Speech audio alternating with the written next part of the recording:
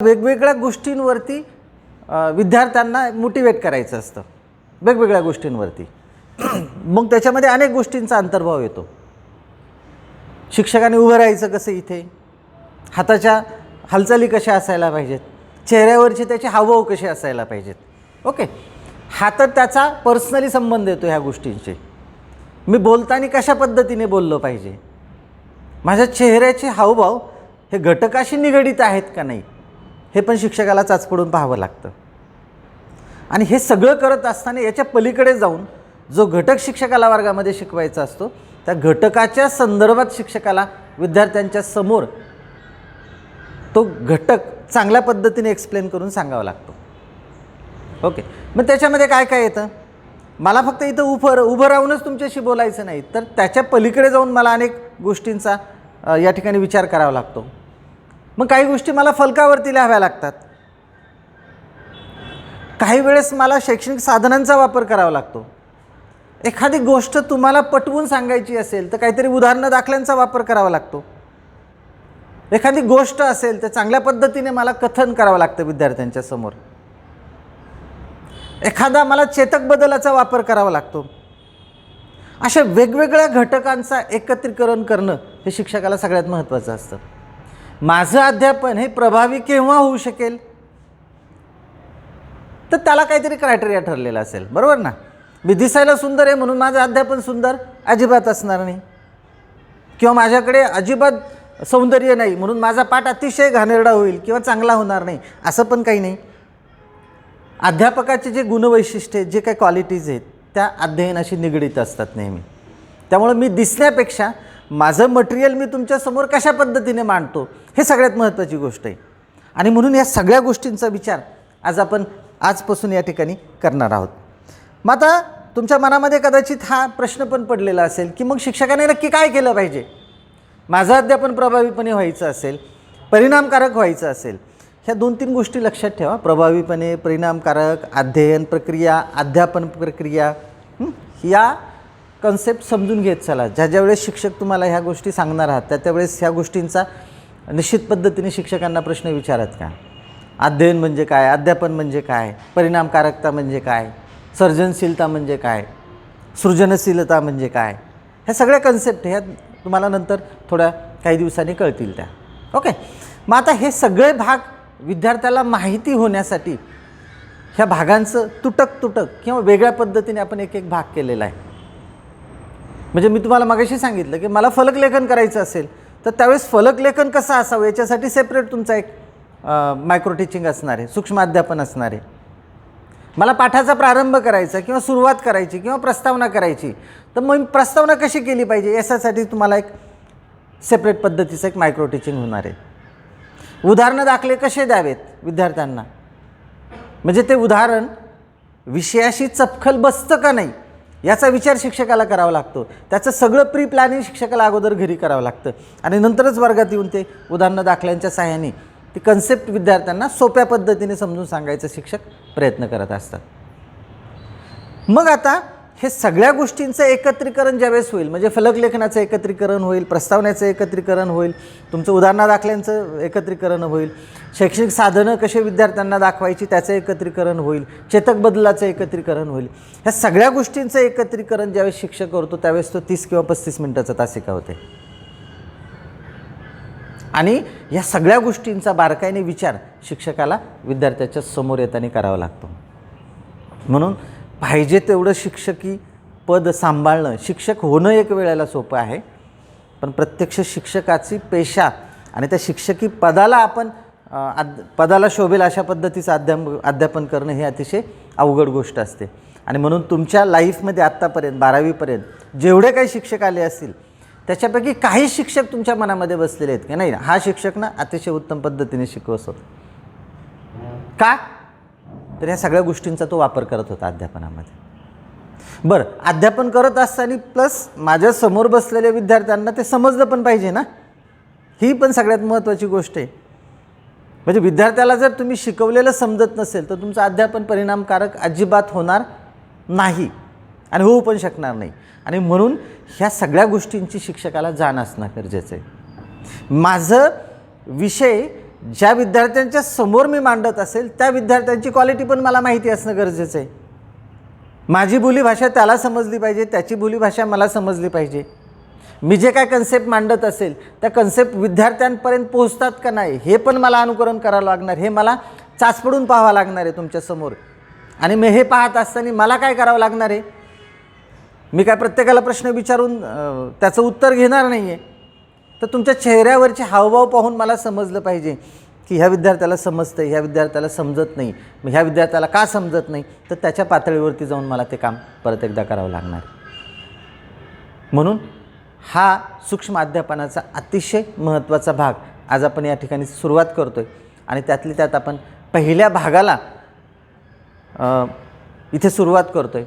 आणि त्या पहिल्या भागाचं नाव आहे, म्हणजे वर्गात शिक्षक आल्यानंतर ज्यावेळेस विद्यार्थ्यांच्या समोर त्याला एखादा घटक शिकवायचा असतो त्यावेळेस त्या घटकाची सुरुवात कशी करावी, त्याची प्रस्तावना कशी करावी, या संदर्भात आज आपण डिटेल माहिती पाहणार आहोत. त्याचा तात्विक किंवा प्रॅक्टिकल भाग पाहणार आहोत.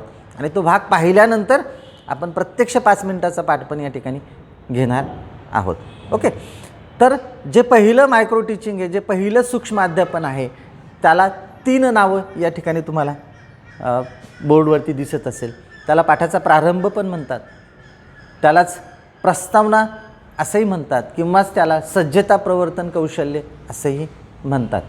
ह्या तिन्ही गोष्टींचा वापर आपल्याला, तिन्ही गोष्टींचा जे वन अँड द सेम आहेत तिन्ही, पण त्याला नावं वेगवेगळ्या पद्धतीचे आहेत. मग साधारणतः हा पाठाचा प्रारंभ कसा करावा, पाठाचा प्रस्तावना कशी करावी, किंवा विद्यार्थ्यांना ती कौशल्य किंवा तो घटक शिकवताना सज्ज कसं करावं, सज्जता प्रवर्तक हा मानसशास्त्रीय शब्द आहे. मी त्या थॉर्नडाईकचे नियम सांगणार आहे तुम्हाला नंतर, त्याच्यामध्ये हा शब्द येणारच आहे. ओके. तुमच्या डोक्यामध्ये अशी काही कल्पना आहे का रे की पाठाचा प्रारंभ करायचा म्हणजे असंच केलं पाहिजे, तसंच केलं पाहिजे, असं काही डोक्यामध्ये आहे का तुमच्या काही? येस. विद्यार्थ्यांना प्रश्न विचारून स्टार्टिंग करायची, विद्यार्थ्याला जे शिकवणार आहोत त्याच्याशी रिलेटेड प्रश्न विचारायचे. ओके, ठीक आहे, व्हेरी गुड. आणखी कोणाला काय वाटतं? फक्त प्रश्न विचारूनच आपल्याला पाठाची सुरुवात करता येईल का, किंवा वेगळं काही असेल तत्त्व, वेगळं काही गोष्टीचा आपल्याला आधार घ्यावं लागत असेल ना?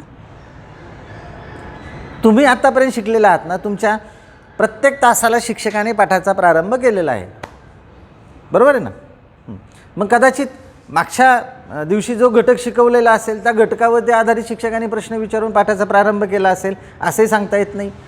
किंवा एखादं शैक्षणिक साहित्य दाखवलं आणि लगेच शैक्षणिक साहित्यावरती आधारित पाठाचा प्रारंभ केला असं पण होऊ शकेल. एखाद्या शिक्षकाने कदाचित टेप रेकॉर्डर आणला असेल तर टेप रेकॉर्डर प्ले केला असेल आणि पाठाचा प्रारंभ केला असेल, सांगता येत नाही, अशा पद्धतीने केलं असेल. किंवा एखाद्या शिक्षकाने एखादी भूमिका पार पाडली असेल इथे येऊन विद्यार्थ्यांच्या समोर आणि पाठाचा प्रारंभ केला असेल. ओके. पण पाठाचा प्रारंभ आपल्याला अतिशय वेगवेगळ्या पद्धतीने करता येतो, परंतु याची भूमिका काय आहे, पाठाचा प्रारंभच का केला पाहिजे, प्रस्तावनाच का केली पाहिजे, किंवा विद्यार्थ्यांना सज्जच का केलं पाहिजे, यासाठी आपण साधारणतः याची पूर्वपीठिका पाहणार आहोत की काय ॲक्च्युली केलं पाहिजे. दामने सर नेक्स्ट. हां, तर आता साधारणतः पाठाचा प्रारंभ का करावा, प्रस्तावना का केली पाहिजे, किंवा सज्जता प्रवर्तन का केलं पाहिजे, या संदर्भातला मुख्य हेतू काय असेल त्याच्या पाठीमागचा. मित्रांनो, एक गोष्ट लक्षात ठेवा, असं इंग्लिशमध्ये म्हटलं जातं, well begun is half done. उत्तम सुरुवात तर शेवटही उत्तम होतो, बरोबर ना? म्हणजे तुमची सुरुवात जर उत्तम झाली ना तर तुमचा पाठ हा उत्तम होणारच. पण जर सुरुवातच तुमची जर फेल झाली, सक्सेस नाही झाली, तर तुमचा उरलेला पाठ पण उत्तम होणार नाही. मग माझी सुरुवात, पाठाची सुरुवातच जर प्रस्तावनेने होत असेल तर त्याचा मूळ हेतू काय असेल या ठिकाणी दिलेलं. कोण वाचून दाखवतं हे? वाच ग बेटा तू. विद्यार्थ्यांची मने अध्ययनाकडे वळवणे, त्यांना अध्ययनासाठी उत्तेजन देणे, अध्ययन विषयाकडे विद्यार्थ्यांचे लक्ष वेधून त्यांना अध्ययनपूर्ण करणे हा पाठाच्या प्रारंभाचा मुख्य हेतू आहे. ओके. आणखी कोण वाचतं? तू वाच ग बेटा. विद्यार्थ्यांची मने अध्ययनाकडे वळविणे, त्यांना अध्ययनासाठी उत्तेजन देणे, अध्ययन विषयाकडे विद्यार्थ्यांचे लक्ष वेधून त्यांना अध्ययनाभिमुख करणे हा पाठाचा प्रारंभाचा मुख्य हेतू आहे. ओके. एक 3-4 गोष्टी सगळ्यात त्याच्यातल्या महत्त्वाच्या आहेत. ओके. आता इथं म्हटलं विद्यार्थ्यांची मने अध्ययनाकडे वळवणे. आता ॲक्च्युली लर्निंग म्हणजे अध्ययन म्हणजे काय रे? अध्ययन म्हणजे काय तेच सगळ्यात महत्त्वाचं आहे ना. मी शिकवतोय, मी काय करतोय? अध्यापन करतोय. मी थोडं वरच्या लेवलला सांगतो, याची बेसिक खरं कन्सेप्ट वेगळीच आहे. मी शिकवतोय म्हणून मी अध्यापन करतोय आणि तुम्ही ऐकताय म्हणून तुम्ही अध्ययन करताय. ही सुपरफिशियल लेवलची एक कॉन्सेप्ट आहे. पण खरं मानसशास्त्रीय दृष्टिकोनातून अध्ययन अध्यापन ह्या दोन्ही प्रक्रिया सायमल्टेनियसली चालत असतात, ॲट अ टाईम चालत असतात. आता मी अध्यापन करतोय आणि आता तुम्ही अध्ययन करतायत असं वेगवेगळं करता येत नाही आपल्याला. ह्या दोन्ही प्रक्रिया ॲट द सेम टाईम चालत असतात. ओके, म्हणून त्याचं बायफर्गेशन ॲक्च्युली करता येत नाही. कदाचित मी अध्यापन करतोय असं म्हणतोय, पण मी अध्यापन करता करता मी पण काहीतरी अध्ययन करत असतो. काय अध्ययन करत असतो तुम्हाला समजतं का नाही? तुमच्या चेहऱ्यावरचे हावभाव कसे आहेत, तुम्ही नाराज का दिसतात. एखाद्याला कन्सेप्ट कळाली असेल तर त्याचा चेहरा फुललेला दिसतो, अरे त्याला कन्सेप्ट कळाली. मला पण कळतं ना, मी समजून घेतो, म्हणजे मी पण अध्ययन करत असतो त्यावेळेस. म्हणून अध्ययनाकडे वळवणं काय, विद्यार्थ्यांची मने अध्ययनाकडे वळवणे. आता काय बरं असं काय म्हटलं जातं, मन विद्यार्थ्यांच्या अध्ययनाकडे वळवणं? मला सांगा, आता एवढे आपण विद्यार्थी बसतो 30-35 जण, प्रत्येकाचं मन इकडंच आहे का रे? शरीराने आहेत तुम्ही प्रत्येकजण, बरोबर ना? मनाने आहेत का? कदाचित कोणाच्या घरी आईवडिलांचं आजारी असेल, काहीतरी अडचण असेल घरामध्ये, तुमच्या मनामध्ये प्रश्न चालला असेल की वडिलांना दवाखान्यात नेलं का नाही. मन तुमचं तिकडं पळतं आहे ना, शरीराने तुम्ही इथं बसलेला आहात. म्हणून जर मन तुमचं दुसरीकडे पळत असेल तर तुमचं अध्ययन होणार नाही. मग मी ज्यावेळेस पाठाचा प्रारंभ करत असतो त्यावेळेस माझ्यासमोर बसलेले सगळ्या विद्यार्थ्यांचे शरीराने जरी ते माझ्यासमोर बसलेले असतील तर त्यांचं मन, माइंड त्यांचं इथे आहे का नाही हे मला शोधावं लागतं. आणि हे ते विद्यार्थ्यांचं माइंड मला माझ्या घटकाकडे आकृष्ट करायचं असतं. ओके, अध्ययनाकडे वळवणे, त्यांच्या अध्ययनासाठी उत्तेजन देणे, मोटिवेशन. मगाशी एक शब्द आला होता त्याच्यात की विद्यार्थ्यांना आपल्याला मोटिवेशन द्यायचं असते. आता टू मोटिवेट म्हणजे काय? उत्तेजन देणे, प्रोत्साहित करणे. मग मला काय मोटिवेशन दिलं पाहिजे?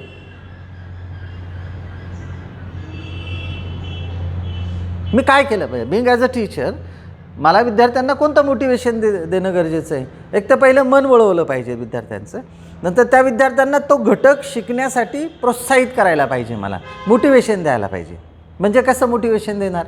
दर तुला चॉकलेट देतो आणि बोल असं म्हणणार आहे का मी? नाही म्हणणार. मग कसं मोटिवेशन देणार त्याला?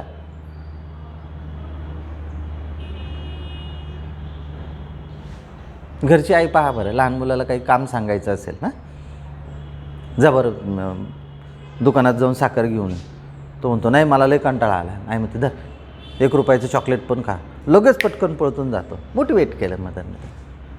मला तर नाही मोटिवेट असं करता येणार तुम्हाला की धर भाऊ एक कॅडबरी घे, सिल्क नावाची मस्तपैकी छान लागते आणि मग तू उत्तरं दे, असं तर नाही करता ना. मग मला काय करावं लागणार आहे? काय करावं लागणार आहे? तर मला येस उत्तर, ओके, उत्तर चुकलं तरी चालेल, प्रयत्न करा द्यायचा विद्यार्थ्यांना. बरोबर, आणखी काय सांगता येईल मला?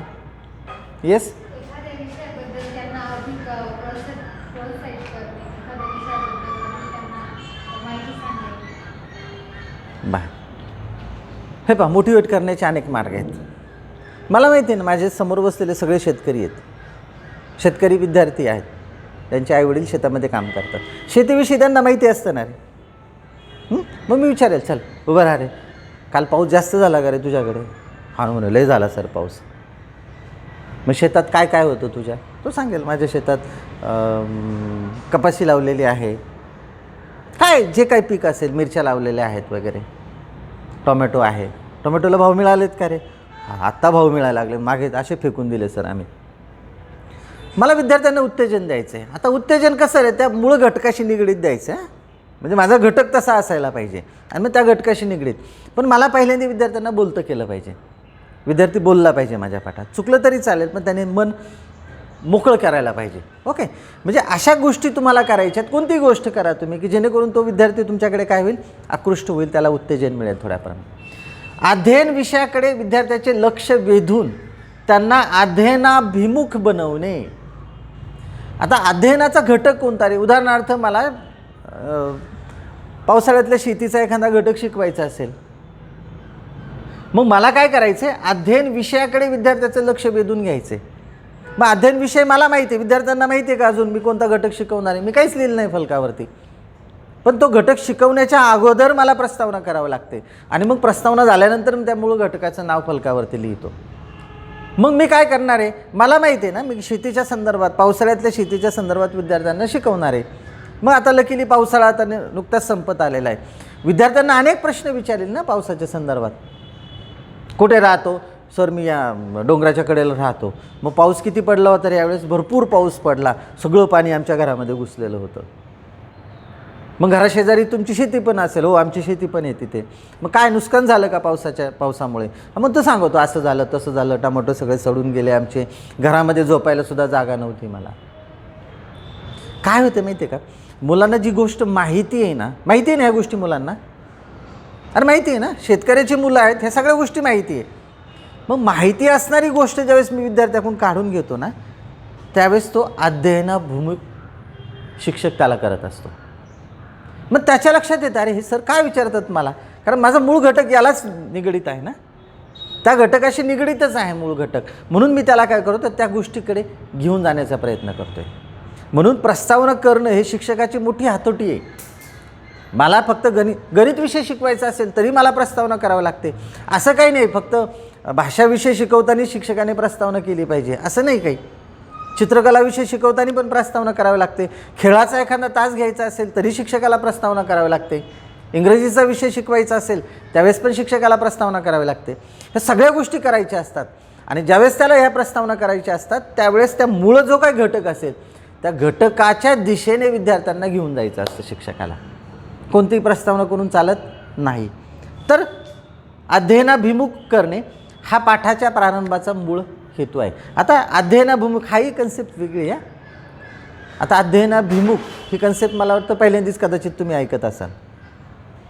सांगता येईल कोणाला अध्ययनाभिमुख? मी आता ते उदाहरण पण दिलं त्याच्यासाठीच. काय अध्ययनाभिमुख बनवणे म्हणजे काय? 2-3 गोष्टी लक्ष वेधून घेणे आणि त्यांना अध्ययनाभिमुख बनवणे. म्हणजे तुम्ही पुढचा घटक जो काही शिकवणार आहात विद्यार्थ्यांना त्या घटकाच्या जवळ विद्यार्थ्यांना घेऊन गेलं पाहिजे आणि त्याच्या मनामध्ये अशी उत्सुकता निर्माण झाली पाहिजे, अरे याच्या पुढे काय सांगणार आहेत सर, आता काय सांगणार आहे त्याच्या पुढे. सिरियल पाहता ना तुम्ही प्रत्येकजण, सिरियलचा जो एंड होतो तो एंड अशा पद्धतीने केलेला असतो की दुसऱ्या दिवशी तो प्रेक्षक ती सिरियल पाहायलाच बसला पाहिजे. अध्ययनाभिमुख बनवतात ती. सिरियलचा स्टॉपच असा असतो प्रत्येक दिवसाचा अर्ध्या तासाची सिरियल जी असते अर्धा तास जिथे संपतो ना तिथे असा क्लायमॅक्स देऊन टाकलेला असतो त्यांनी की पुढच्या दिवशी हे लोक सिरियल बघायलाच पाहिजे. अध्ययनाभिमुख त्या विषयाकडे घेऊन जाण्याचा प्रयत्न करतात की नाही पुढच्या वेळेस काही जरी झालं की याने टी व्ही पाहिलाच पाहिजे, त्यांचा TRP वाढलाच पाहिजे. अशा पद्धतीचं तुम्हाला तो विद्यार्थ्याला अध्ययनाभिमुख करणे गरजेचं आहे. हे एक साधारणतः अशा पद्धतीचा हेतू आपल्याला या ठिकाणी प्रस्तावना कौशल्याचा सांगता येईल. पुढे आता साधारणतः याचे 2 अंग आहेत. पाठाचा प्रारंभ का करावा तर साधारणतः दोन्ही अंग शेवटी दिलेले आहेत मी, पण तरी आपण या ठिकाणी वाचूया. कोण वाचतं रे? तू वाच रे बेटा. पाठाच्या प्रारंभाची महत्त्वाची 2 अंगे. पाठाच्या विषयाकडे लक्ष गेले त्या विषयवस्तूविषयी जिज्ञासा जागृत झाली. विद्यार्थी उत्सुकतेने पाठ्येश्वर रस घेतील अशी अनुकूल मनस्थिती निर्माण करता आली तर पाठाच्या प्रारंभीची परिणामकारकता वाढेल. शिकण्यास आंतरिक चालना मिळावी. पाठ्यविषयानुकूल वातावरण निर्माण व्हावे यासाठी मानसशास्त्रीय दृष्टीने पाठाचा प्रारंभ आवश्यकच आहे. म्हणून लक्षवेधकता व जिज्ञासाकारकता ही पाठाच्या प्रारंभाची महत्त्वाची 2 अंगे आहेत. Very good sir. येस बेटा, मोठ्याने वाच थोडं. पाठाच्या विषयाकडे लक्ष त्या विषयवस्तूविषयी जिज्ञासा जागृत झाली. विद्यार्थी उत्सुकतेने पाठ्यशास्त्रात रस घेतली अशी अनुकूल मनस्थिती निर्माण करता आली तर पाठाच्या प्रारंभीची परिणामकारकता वाढेल. शिकण्यास आंतरिक चालना मिळावी. पाठ्यविषयानुकूल वातावरण निर्माण व्हावे यासाठी मानसशास्त्रीय दृष्टीने पाठाचा आरंभ आवश्यकच आहे. म्हणूनच लक्षवेधकता व जिज्ञासाकारकता ही पाठाच्या आरंभाची महत्त्वाची 2 अंगे आहेत. Okay, very good. Sit down. एक 2-3 गोष्टी याच्यामध्ये सगळ्यात महत्त्वाचे पहा. पाठाच्या विषयाकडे थोडं ग्रॅमॅटिकली दुर्लक्ष करा, काही शब्द लिहिता आले नाही त्याच्यामध्ये. पाठाच्या विषयाकडे लक्ष गेले, त्या विषयवस्तूविषयी जिज्ञासा जागृत झाली की विद्यार्थी उत्सुकतेने पाठ्यांशात रस घेतील अशी अनुकूल मनस्थिती निर्माण करता आली. पाहता 2-3 गोष्टी याच्यामध्ये. विषयाकडे लक्ष घेऊन जायचे विद्यार्थ्यांचं, वस्तूविषयी जिज्ञासा निर्माण करायची. जिज्ञासा निर्माण म्हणजे जिज्ञासा निर्माण करायची काय, म्हणजे विद्यार्थ्यांना असं वाटलं पाहिजे की सरांनी पटकन सांगितलं पाहिजे याच्यात काय, ही गोष्ट काय आहे नक्की, हे कशासाठी दाखवू राहिलेत सर, ही जिज्ञासा निर्माण करायची. उत्सुकतेने पाठ्यांशात रस घेतील अशी अनुकूल मनस्थिती निर्माण. मनस्थिती या लक्षात ठेवा, कारण सायकॉलॉजी अतिशय महत्त्वाची विद्यार्थ्यांची. शरीराने इथं बसलेला विद्यार्थी नको, तर मनाने विद्यार्थी या ठिकाणी बसणं गरजेचं आहे. म्हणून मनस्थिती निर्माण करता आली तर पाठाच्या प्रारंभीची परिणामकता वाढेल, परिणामकारकता वाढेल. आता परिणामकारकता पाठाची केव्हा होईल रे? माझा पाठ अतिशय प्रभावीपणे झाला आहे हे केव्हा म्हणाल?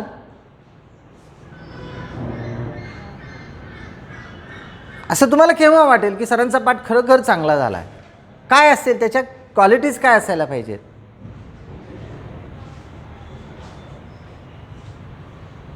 माझा पाठ परिणामकारक झाल्याची सोपी गोष्ट असेल ना, की सरांनी जर एखादा प्रश्न विचारला तर कदाचित त्या प्रश्नांची उत्तरं जर सगळे मुलं देत असेल तर मला वाटतं पाठ चांगला झाला असेल. 1. 2 नंबरला आणखी काय सांगता येईल?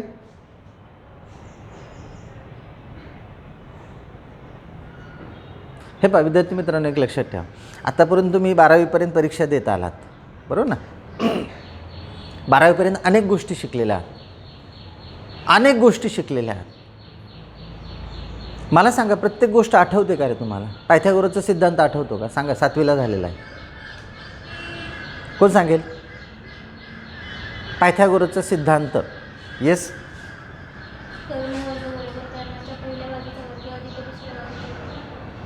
बरोबर, एक्झॅक्टली राईट.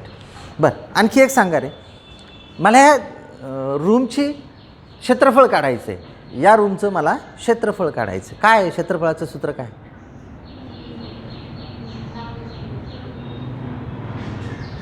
येस,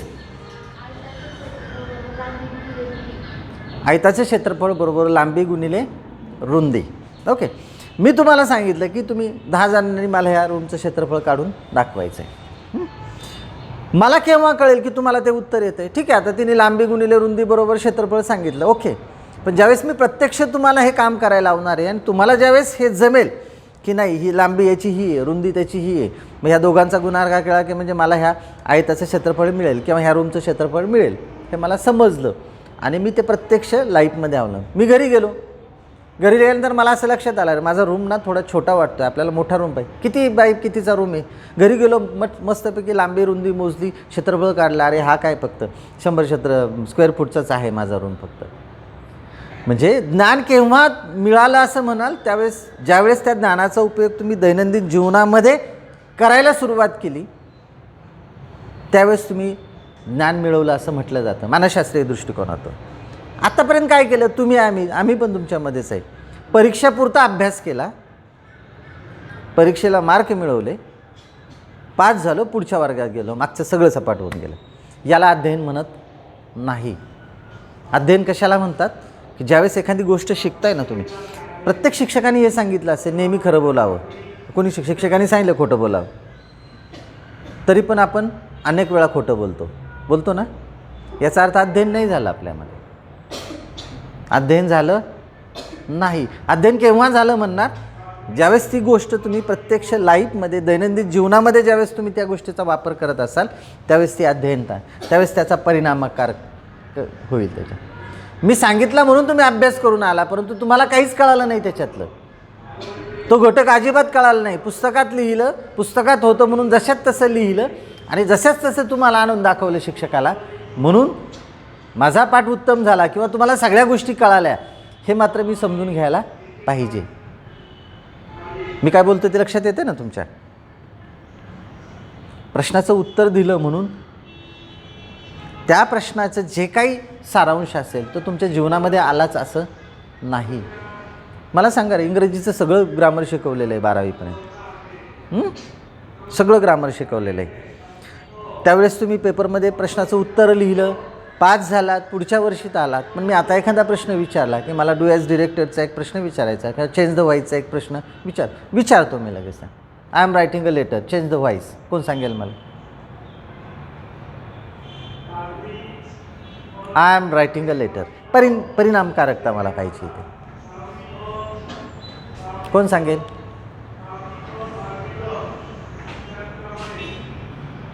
सांगा, कोण सांगेल?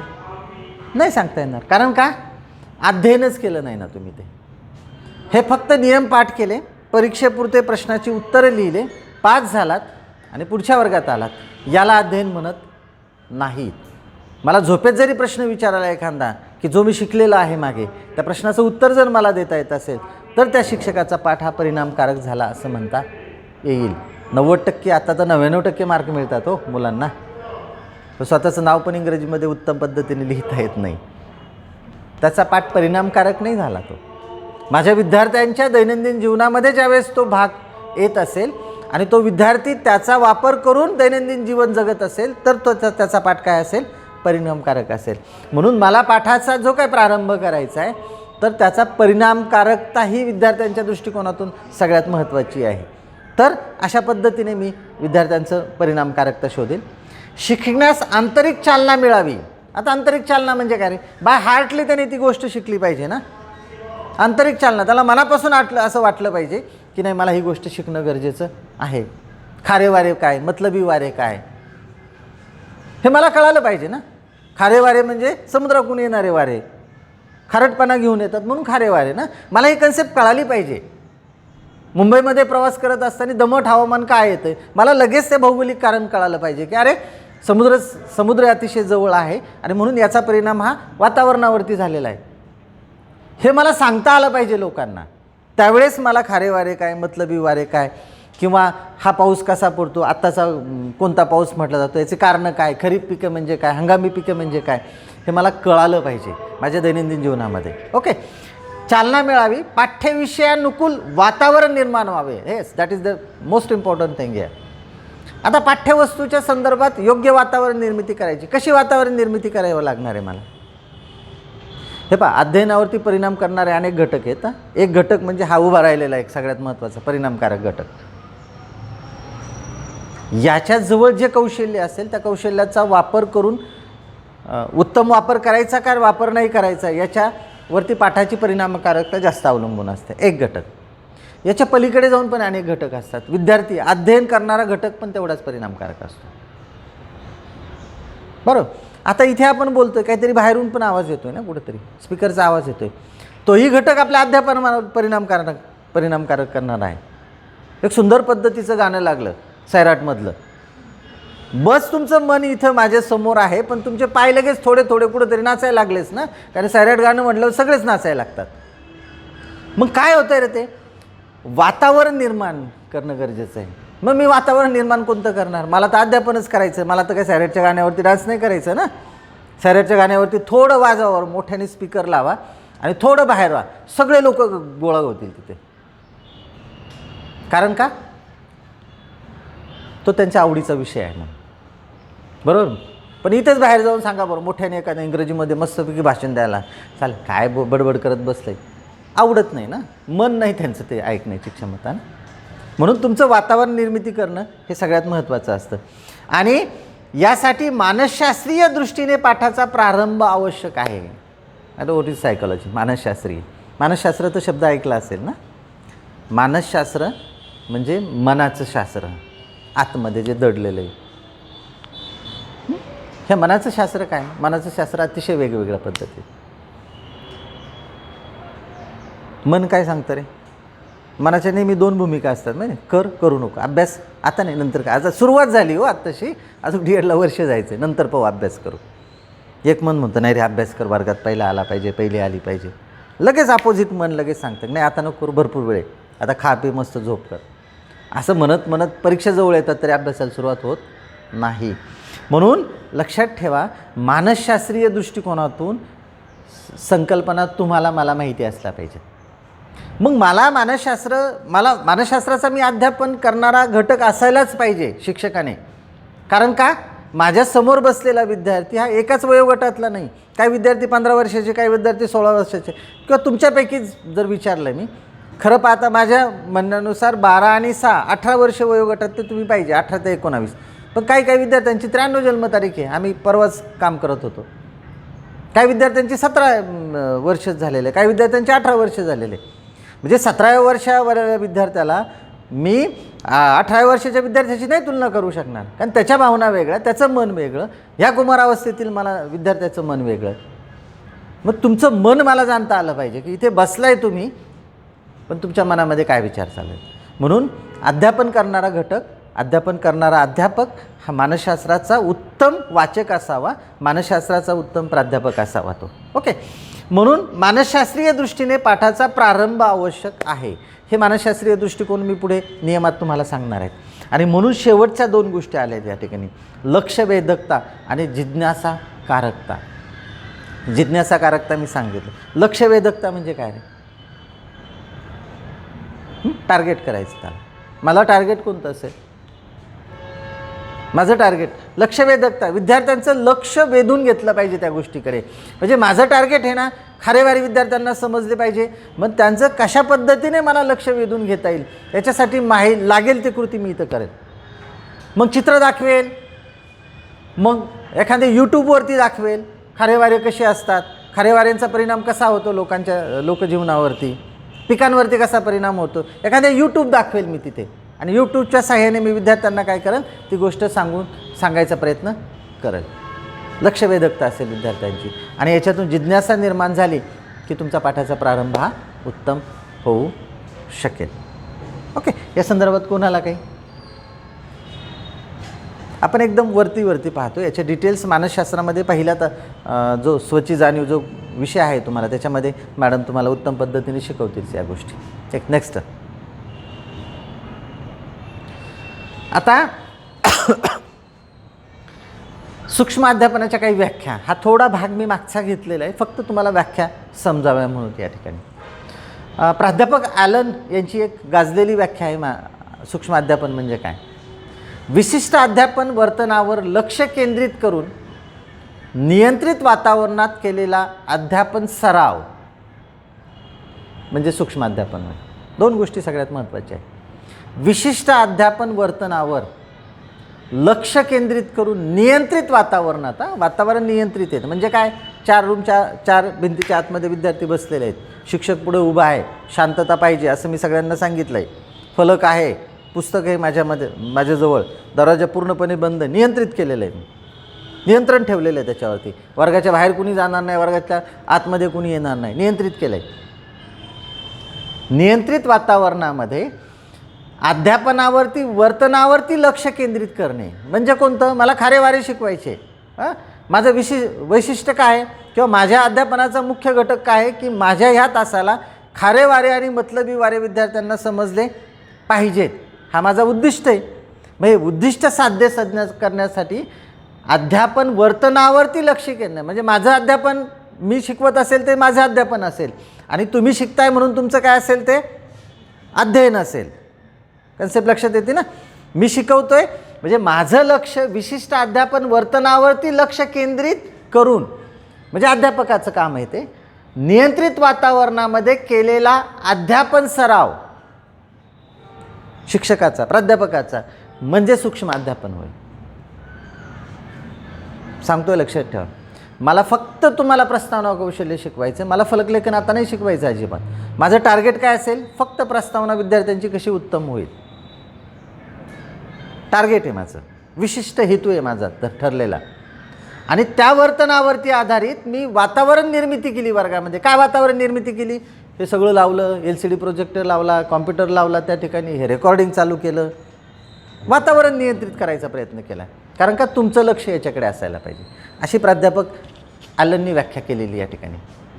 इंग्लिशमध्ये दिले, micro teaching is a system of control practice that make it possible to concentrate on specific teaching behavior and to practice teaching under controlled conditions. The same thing मराठीमध्ये आहे. 2 नंबरची व्याख्या, सूक्ष्म अध्यापन हा वर्गातील मुलांची संख्या व पाठ्यांश यांच्या मर्यादा आणि अध्यापनाची गुंतागुंत नियंत्रित करणारा अध्यापन विषयक एक पवित्रा आहे, अशी व्याख्या मॅक लीड यांनी केलेली आहे. त्याची पण एकदा पाहू. वर्गातील मुलांची संख्या व पाठ्यांश यांच्या मर्यादा, 2 गोष्टी येतात. वर्गात 100 विद्यार्थी बसलेले आहेत, संख्या महत्त्वाची, पाठ्यांश घटक महत्त्वाचा आहे, मला खारेवारे शिकवायचे आहेत, यांच्या मर्यादा आणि अध्यापनाची गुंतागुंत. आता अध्यापन हे गुंतागुंतीचं असतं, लक्षात ठेवा. गुंतागुंतीचं असतं म्हणजे काय? मी घरी भरपूर अभ्यास केला आहे, मला खारेवारे शिकवायचे आहेत, मी ठरवलं आहे की मला हे प्रश्न विद्यार्थ्यांना विचारायचे, ते प्रश्न विचारायचे आहेत, आणि मी असे अपेक्षित धरलं की त्या प्रश्नांची उत्तरं विद्यार्थी देतील म्हणून.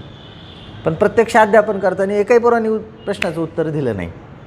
माझं प्लॅनिंग बदलेल ना, का मी वाट पाहत बसेल जोपर्यंत उत्तर देत नाही तो म्हणून राहिलो उभा, सांगा रे उत्तर सांग, असं नाही चालायचं ना.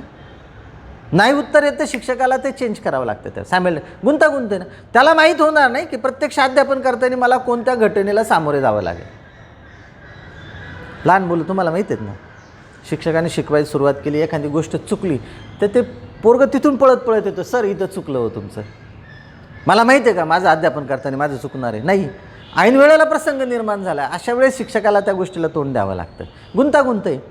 मला शैक्षणिक साहित्य पण दाखवायचं आहे, मला स्पीकरवरती काहीतरी विद्यार्थ्यांना दाखवायचं आहे, पुस्तकातली एक गोष्ट विद्यार्थ्यांना सांगायची, विद्यार्थ्यांचा सहभाग घ्यायचा आहे, शैक्षणिक साहित्य दाखवायचं आहे, प्रयोग करायचा आहे, मला अनेक गोष्टींचं एकत्रीकरण करायचं आहे. गुंतागुंत आहे माझ्या अध्यापनामध्ये. ओके, म्हणून संख्या आणि पाठ्यांशांची अध्यापनाशी असणारी गुंतागुंत नियंत्रित करणारा म्हणजे तो कंट्रोल करायला.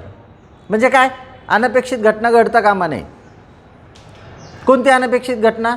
उदाहरणार्थ, मला मराठी लिहिण्याची सवय नाही, माझ्या इथे काही चुका झालेल्या आहेत, परंतु ही घटना मला वर्गात घडू द्यायची नाही. एखाद्या पोराने तिथून उठून येऊन सांगता कामा नये, सर तुमचं तिथं स्पेलिंग चुकलं आहे, किंवा तुमचं मराठीचा उकार पहिला पाहिजे होता तुम्ही दुसरा दिला.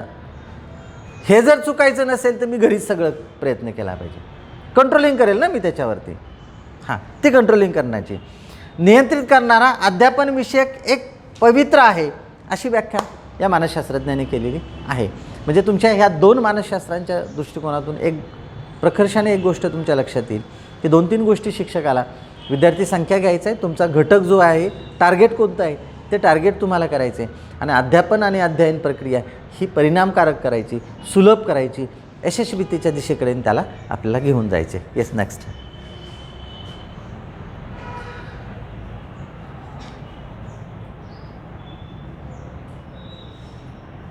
ओके, ठीक आहे. ओके,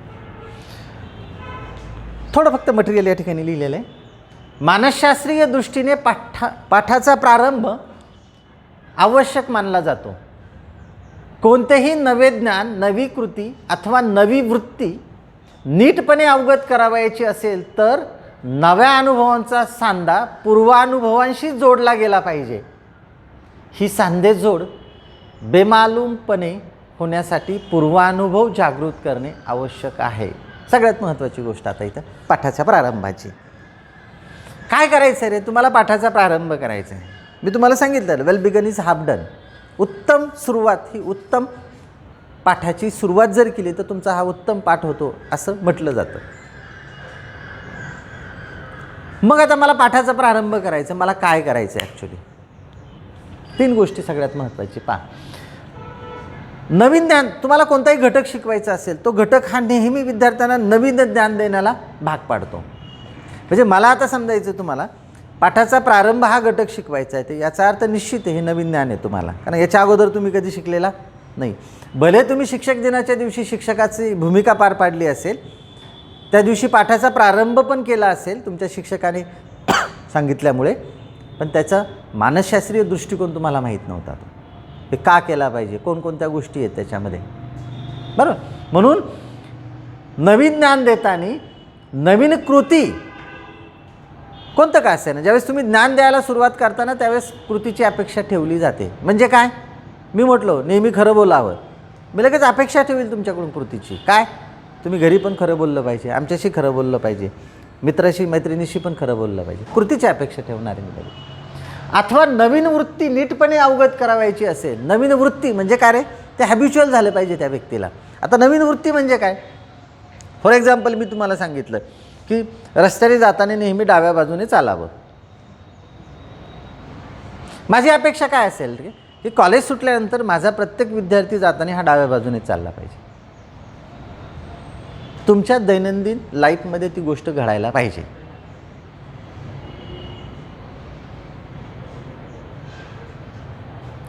विज्ञानाच्या शिक्षकांनी तुम्हाला अनेक गोष्टी सांगितल्या की सगळ्या भाज्या खाल्ल्या पाहिजेत. बरोबर आहे ना?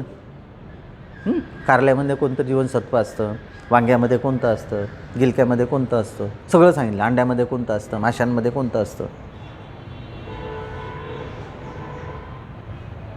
पण त्याचा परिणाम आपल्या लाईफवरती झाला का रे? कधी एखादी नाआवडीची भाजी आल्यानंतर आपण जेवण पण करत नाही कधी कधी. मला सांगा, शिक्षकाने जे नवीन ज्ञान तुम्हाला दिलं आहे त्यात नवीन ज्ञानाची प्रत्यक्ष अनुभूती तुमच्या लाईफमध्ये होते का? तुम्ही नाही, मी पण नाही होत ना. कधी एखादी भाजी मला पण आवडत नाही, मला पण आवडत नाही ती भाजी. माझी वृत्ती बदलली नाही. लक्षात ठेवा, माझी वृत्ती बदलली नाही. मग जर वृत्ती बदलत नसेल तर अध्यापन केल्याचा काही परिणाम होणार नाही. म्हणून एक गोष्ट लक्षात ठेवा, जे काही नवीन ज्ञान तुम्हाला दिलं जातं, जे काही नवीन गोष्ट तुम्हाला शिकवली जाते, ती गोष्ट तुमच्या दैनंदिन लाईफमध्ये घडली पाहिजे. शिक्षकांनी सांगितलं ना किंवा वर्गामध्ये शिकवली नाही एखादी गोष्ट, आरोग्याची काळजी कशी घ्यायची. 2 वर्षापासून कोविड-19ने अनेक लोक गेलेले, ते मला सगळ्यांना माहिती. सांगितलं ना त्यांनी 20 सेकंद तुमचे हात स्वच्छ धुतले गेले पाहिजे. तुम्हाला just you can introspection yourself. खरोखर तुम्ही 20 सेकंद हात व्यवस्थित धुता का? जर ही वृत्ती तुमच्यामध्ये निर्माण झाली नसेल तर एवढं शासनाने जे काही योजना आणल्या, शासनाने जो काही हा सगळा प्रपंच केलेला आहे, त्याचा कुठलाही बदल तुमच्यावरती झालेला नाही. म्हणून तुमची वृत्ती बदलली पाहिजे, ही गोष्ट सगळ्यात महत्त्वाची आहे. मग वृत्ती नीटपणे अवगत करावायची असेल तर नव्या अनुभवांचा सांधा पूर्वानुभवांशी जोडला गेला पाहिजे. हे सगळ्यात महत्त्वाचं स्टेटमेंट आहे. कारण इथे तुमची ज्यावेळेस प्रत्यक्ष पाठ घेणार आहात त्यावेळेस तुम्हाला हा सांधा जोडता येतो का नाही ते पाहिलं जाणार आहे. आता सांधा जोडणं म्हणजे काय रे? सायकलीचं हे पाहिलं ना तुम्ही, पॅन्डलिंग करतो आपण, आणि ती चेन असते सायकलची, माहिती आहे ना तुम्हाला. मागे त्या मागच्या चाकाच्या तिथे एक अशी फिरकी असते, त्याला दात्र्या असतात अशा. ती चेन बरोबर किती का वेगाने पळा, बरोबर ती चेन त्याच्यावरती पडते. आणि जर का त्या दात्र्यांवरती चेन बसली नाही तर चेन पडून जाते, माहिती आहे ना तुम्हाला. मग हात काळे होतात वगैरे. थोडा जरी त्यांचा गॅप मागे पुढे झाला ना तरी ती चेन त्याच्यावरती चालत नाही. सांधे बरोबर बसले पाहिजेत ते तुमचे, मॅचिंग झालं पाहिजे. साडीला ब्लाऊज कसा मॅच करता तुम्ही, काय करता ते? साडी घेऊन दुकानामध्ये, हे भाऊ असंच नाही, असंच पाहिजे, हाच कलर पाहिजे का? मॅच झाला पाहिजे तो. त्याला मॅचिंग महत्त्वाचं असतं तिथं. हा जो काही सांधा आहे ना, आता हा कोणता सांधा? इथे काय मला कुठं ऑपरेट नाही करायचं आहे कोणाला, विद्यार्थ्यांना त्यांच्या मनाला ऑपरेट करायचं आहे मला. आणि मनाला त्यांच्या असं वाटलं पाहिजे की अरे हे तर मला माहितीच होतं अगोदर, शिक्षक नवीन काही सांगत नाही. ज्यावेळेस त्याला असं वाटेल ना की अरे हे मला माहिती आहे ना हे, आणि ज्यावेळेस त्याला असं वाटेल की मला माहिती आहे ना, त्याला लगेच लक्षात येऊन जाणार ही सोपी गोष्ट आहे, अवघड काहीच नाही, अजिबात काहीच अवघड नाही. आणि ज्यावेळेस मनाची परिस्थिती अशी बदलेल ना त्यावेळेस त्याचा तो घटक अतिशय उत्तम पद्धतीने समजला असेल. मग पूर्वानुभवांचा, हे लक्षात ठेवा, अवगत करावायचे असेल तर नव्या अनुभवांचा सांधा पूर्वानुभवांशी जोडला गेला पाहिजे. मला खारे वारे शिकवायचे, मला काय करायचे? खारे वारे शिकवायचे. विद्यार्थ्यांना काय माहिती असेल रे मला सांगा. हा घटक आत्ता शिकवायचा, याच्या अगोदर त्या इयत्तेला शिकवला गेलेला नाही. मग मला सांगा, हे नवीन ज्ञान मला द्यायचं विद्यार्थ्यांना, खारे वारे. विद्यार्थ्यांना काय माहिती असेल रे मला सांगा या संदर्भात? पूर्वज्ञान काय असेल, त्यांच्याजवळ काय माहिती असेल त्या संदर्भात? वारांबद्दल माहिती असेल आणि खारे वारे म्हणजे खारे, त्याच्यातून ते मिनिंग काढून घेतली, खारे वारे म्हणजे बरोबर. आणखी आता तुम्हाला हे माहिती आहेत म्हणून तुम्ही सांगू शकतात. पण हेच समजायचं 5वीचा विद्यार्थी माझ्यासमोर बसलेला असेल आणि त्याला खारे वारे मला शिकवायचे असेल तर त्या दृष्टिकोनातून मला उत्तर द्या तुम्ही. काय माहिती असेल त्या विद्यार्थ्यांना? खारे शेंगदाणे माहिती आहेत ना त्याला? अरे माहिती आहेत ना का नाही? हां, वारा माहिती आहे त्याला. अरे माहिती आहेत ना, खारे शेंगदाणे खाल्लेले आहेत, वारा पाहिलेला आहे त्यांनी, हवा किती जोराने वाहते हे त्याला माहिती आहे. मग मी काय विचारलं पाहिजे? पूर्वज्ञान त्याला कोणतं आहे? वाऱ्यांविषयी माहिती आहे त्याला. खारं म्हणजे काय? खारट असतं हे माहिती आहे त्याला, बरोबर ना? भाजी लय खारट झाली, बस काय झालं मग, मी तू जास्त मीठ टाकलं झालं म्हणून खारी झाली पाहिजे, हे तर माहिती आहे कल्पना. मग बिईंग ॲज अ टीचर, मी शिक्षक असेल तर मला हे माहिती असायला पाहिजे की खारे वारेच्या संदर्भात माझ्या विद्यार्थ्यांना पूर्वज्ञान काय आहे. मीठ खारट असतं, वारं खारे, खारे वारे म्हणजे काय रे? अरे ते वारंसुद्धा खारं असेल शकेल कदाचित, मनात येईल ना संकल्पना त्याच्या. हां, अरे मनात येईल का नाही शंकल? खारे मीठ किंवा खारट भाजी झाली म्हणजे मीठ जास्त टाकलं, मीठ कसं असतं? खारट असतं. हे वारे, खारे वारे म्हणजे काय रे? कदाचित वारे पण खारे असू शकतील, खारट असू शकतील. संकल्पना त्याच्या मनात यायला लागतात, उत्सुकता होते, प्रेरणा मिळते, मोटिवेशन मिळतं त्याला. आणि ज्यावेळेस मग मी अशा पद्धतीने ते वर्णन करतो ना विद्यार्थ्याला, आणि मग मी म्हणतो की अरे जसं तुम्ही खारट भाजी खाता, खारट भाजी ही खारट लागते कारण का? तर मीठ जास्त प्रमाणात पडतं त्याचं. खारे शेंगदाणे खातो, त्याला खारट लांबणा असतो, म्हणजे उकळल्यानंतर त्याच्यात मीठ टाकलं जातं म्हणून ते खारट लागतात. जसं खारे शेंगदाणे तुम्हाला माहिती आहे, खारट भाजी माहिती आहे, तसं खारट वारे पण असतात. हे आज आपण ह्या घटकामध्ये पाहणार आहोत. काय केलं ना मी? पूर्वज्ञान त्यांचं जागृत केलं, आणि पूर्वज्ञान जागृत करून नवीन ज्ञानाशी मी सांगड अशी चपखल बसवली की त्या विद्यार्थ्याला शंका यायला जागा राहिली नाही काही. अरे खारे मला माहिती आहेत, हे पुढचं पण मला लगेच तत्परतेने कळेल. दोघांची सांगड उत्तम पद्धतीने घालली. हेच तुम्हाला पाठाच्या प्रारंभामध्ये सगळ्यात महत्त्वाचं. ओके, पाठाच्या प्रारंभी असे पूर्वानुभव जागृत केले तर त्यांचा व प्राप्त होणाऱ्या नव्या अनुभवांचा निकटचा संबंध जोडता येईल. Right, that is important thing. पूर्वानुभव आणि नवीन ज्ञान जे प्रस्तावनेमध्ये तुम्हाला घ्यायचे, प्रस्तावनेनंतर विद्यार्थ्यांना शिकवायला घ्यायचे, ह्या दोघांचा निकटचा संबंध आहे. निकटचा म्हणजे अतिशय जवळचा संबंध आहे. हे विद्यार्थी स्वतः समजून घेतील, स्वतः समजून घेतील. आणि ही ज्यावेळेस विद्यार्थ्यांना कळेल ना, त्यावेळेस तुमचा पाठाचा प्रारंभ उत्तम झाला असं म्हणता येईल. पुढे, त्यामुळे नवा अनुभव तुटक राहणार नाही. हां, येस, तुटक. नवीन नवरी गेली ना तर तिला त्या नवीन घरात गेल्यानंतर लय सांभाळून घ्यावं लागतं, आहे की नाही? काय का बरं तिला सांभाळून घ्यावं लागतं? तिला काहीच माहीत नसतं ना रे. नवऱ्याच्या चालीरीती काय आहे, सासऱ्याच्या चालीरीती काय आहे, सासूचे कशी, सासू खटाळ आहे का चांगली आहे, हां, दीर असतील ते, सगळ्या गोष्टी तुटक असतात. मग ती काय करते रे? काय करते? समजून घ्यायचा प्रयत्न करते ना. म्हणून नवीन नवरी गेल्यानंतर लगेच कामाला नाही लावत तिला. हां, कोणतं काम? भांडी घास बा, भांडीचं काही त्याचा प्रश्न नाही. ती सगळी पाहते, नवऱ्याला कसं वागवलं जातं, सासऱ्यांच्या सवयी काय, 4 वाजता चहा पाहिजे का, 8 वाजता पाहिजे का, काय पाहिजे, नाश्त्याला काय लागतं, कोणाची आवड कशी, हे सगळं समजून घेते. तुटक असणारं ज्ञान ना ती जवळ करते, जवळ.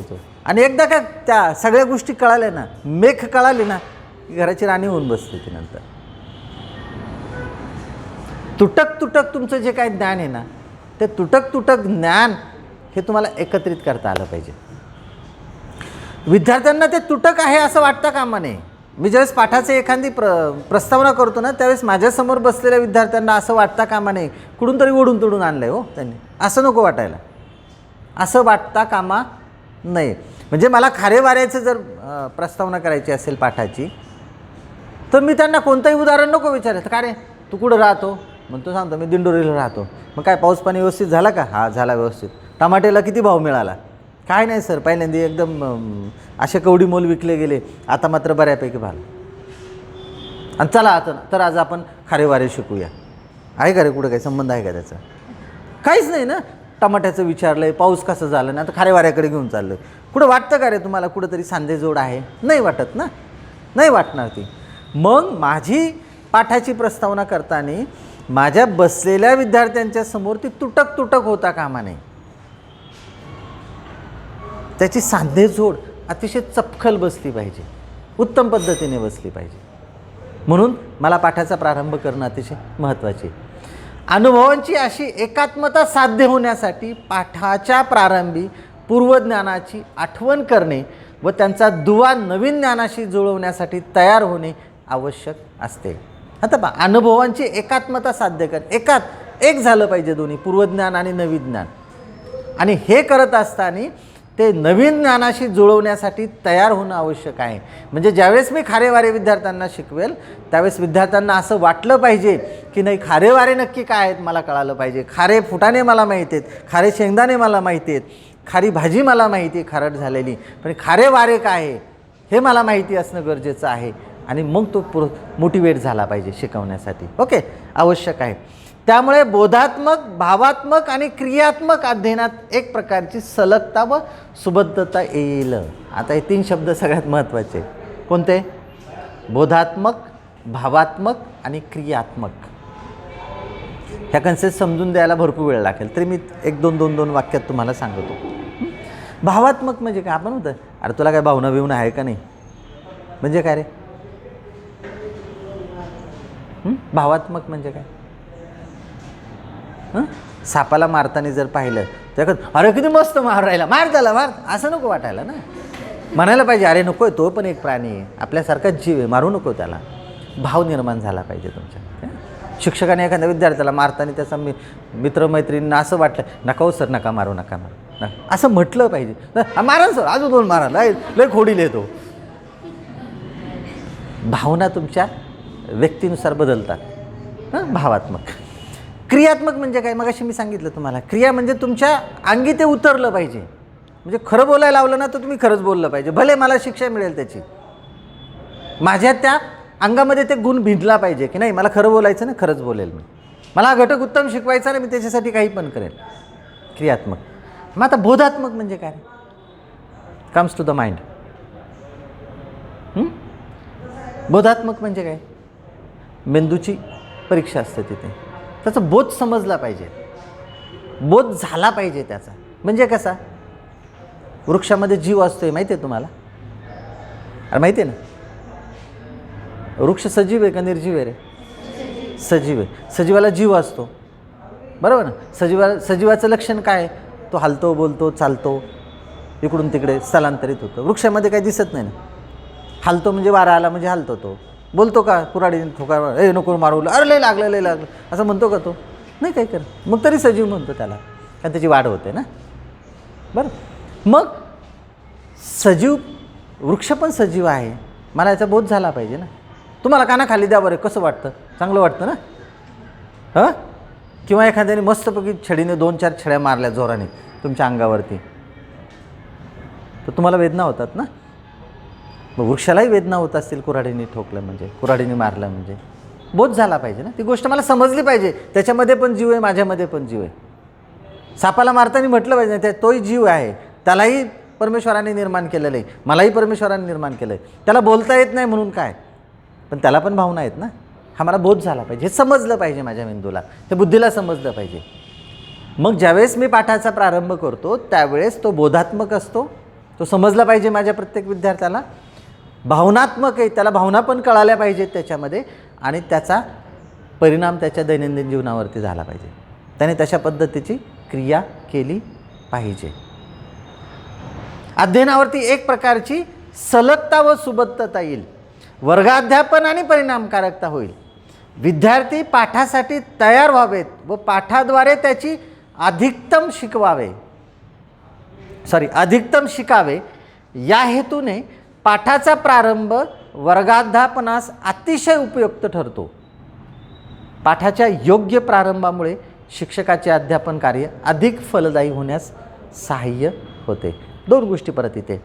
अध्यापन अधिक परिणामकारक होईल, विद्यार्थी पाठासाठी तयार व्हावेत व पाठाद्वारे त्यांची अधिकतम शिकावेत, म्हणजे जास्तीत जास्त गोष्टी त्यांना ज्ञान व्हावेत.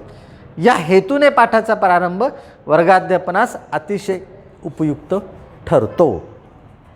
आता तुम्हाला कदाचित मनामध्ये असं वाटत असेल की पाठाचा प्रारंभ करणं हे पण कौशल्य असतं शिक्षकाचं. मला सांगा रे, आतापर्यंत शिकवलेल्या प्रत्येक शिक्षकाने वर्गात आल्यानंतर पाठाचा प्रारंभ केलेलाच आहे का, या दृष्टीने. आम्ही पण आता तुमच्याजवळ दर दिवसच येणार आहोत. करतो का रे शिक्षक? अरे करतो का? प्रत्येक शिक्षक करतोच, माझ्यासारखा नाही करत. खोटं नाही बोलायचं, खोटं नाही बोलायचं. आपण आता ठरलं ना खोटं बोलायचं नाही. प्रत्येक शिक्षकाला नावं ठेवायचं म्हणून नाही म्हणत मी. शिक्षकाचं काम आहे ते, शिक्षकाचं काम आहे. त्याला जर पाठाची प्रस्तावना येत नसेल तर मग उपयोग काय ना. अरे उपयोग काय, मग आलाच पाहिजे पाठाची प्रस्तावना त्याला. मग मी कदाचित कालचा भाग एखादा गणिताचं शिक्षकाचे समजायचं, एक गणित वर्गमूळ शिकवलं मी, दुसऱ्या दिवशी येऊन लगेच कालचे वर्गमूळ दिलेले सोडवले का रे तुम्ही? विद्यार्थी म्हणतात सोडव. हो चला आपण आता दुसरा भाग करू. ही नाही पाठाची प्रस्तावना. पाठाची प्रस्तावना म्हणजे काय की जो घटक तुम्हाला शिकवलेला आहे तो प्रत्यक्ष तुमच्या लाईफमध्ये तुम्ही कसा ॲप्लाय केला आहे तो, हां, आणि त्या ज्ञानाचा वापर करून तुम्ही दैनंदिन जीवन जगला पाहिजे. हे सगळ्यात महत्त्वाचं. म्हणून मला पाठाची प्रारंभ करता आला पाहिजे, लक्षात ठेवा. आणि म्हणून हे स्किल सगळ्यात महत्त्वाचं आहे. आणि ह्या स्किलच्या दृष्टिकोनातून तुम्हाला डिटेल्स माहिती असणं गरजेचं आहे. पुढचा भाग आपण पाहूया याच्यातला. साधारणतः हां, मी फक्त वाचतो, तुम्हाला याच्यात काय अवघड वाटतं ते सांगा, त्याच्यावरतीच आपण चर्चा करूया. याचे काही उद्दिष्ट आपल्याला पाठाच्या प्रारंभाची सांगता येतील. पाठ्यांश शिकवण्यास सुरुवात करण्यापूर्वी पाठ्यांश अनुकूल अशी शारीरिक, मानसिक आणि बौद्धिक पूर्व तयारी करून घेणे. आता पूर्वतयारी म्हणजे काय रे? पूर्वतयारी म्हणजे काय? पूर्वतयारी काय? मोठ्या बहिणीचं भावाचं लग्न असेल तर 2 महिने पूर्वतयारी केली जाते घरामध्ये. साडी कोणती आणायची, ब्लाऊज कोणता आणायचा, शिवायला कसं टाकायचे, कोण आणायचं, काय खाणं, कुठं काय, जेवणाला पदार्थ कोणते, पूर्वतयारी करतो ना. आणि ज्या दिवशी लग्न असेल त्या 3-4 तासामध्ये सगळ्या पूर्वतयारीचा परिणाम त्या लग्नावरती असतो. बरोबर ना. कोण उभं राहायचं, कलवऱ्या कोण कोण थांबणार, मग ते कलवरी नवरीबरोबर कोण जाणार, हे सगळं प्लॅनिंग अगोदर लग्नाच्या दिवसाच्या आदल्या दिवसापर्यंत चालू असतं सगळं.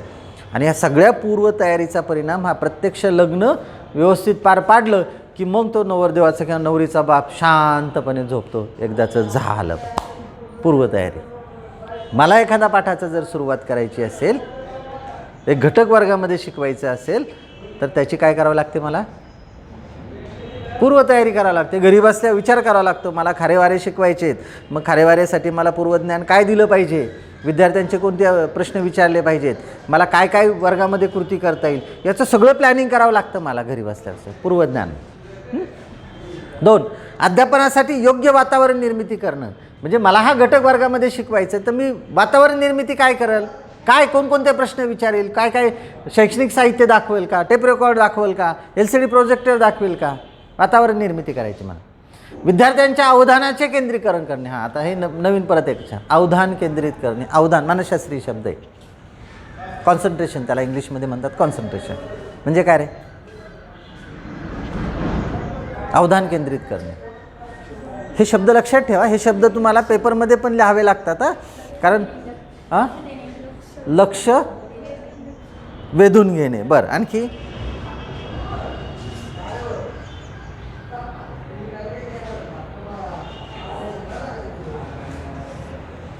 मानसशास्त्रीय कॉन्सेप्ट आहे. अवधान केंद्रित करणे.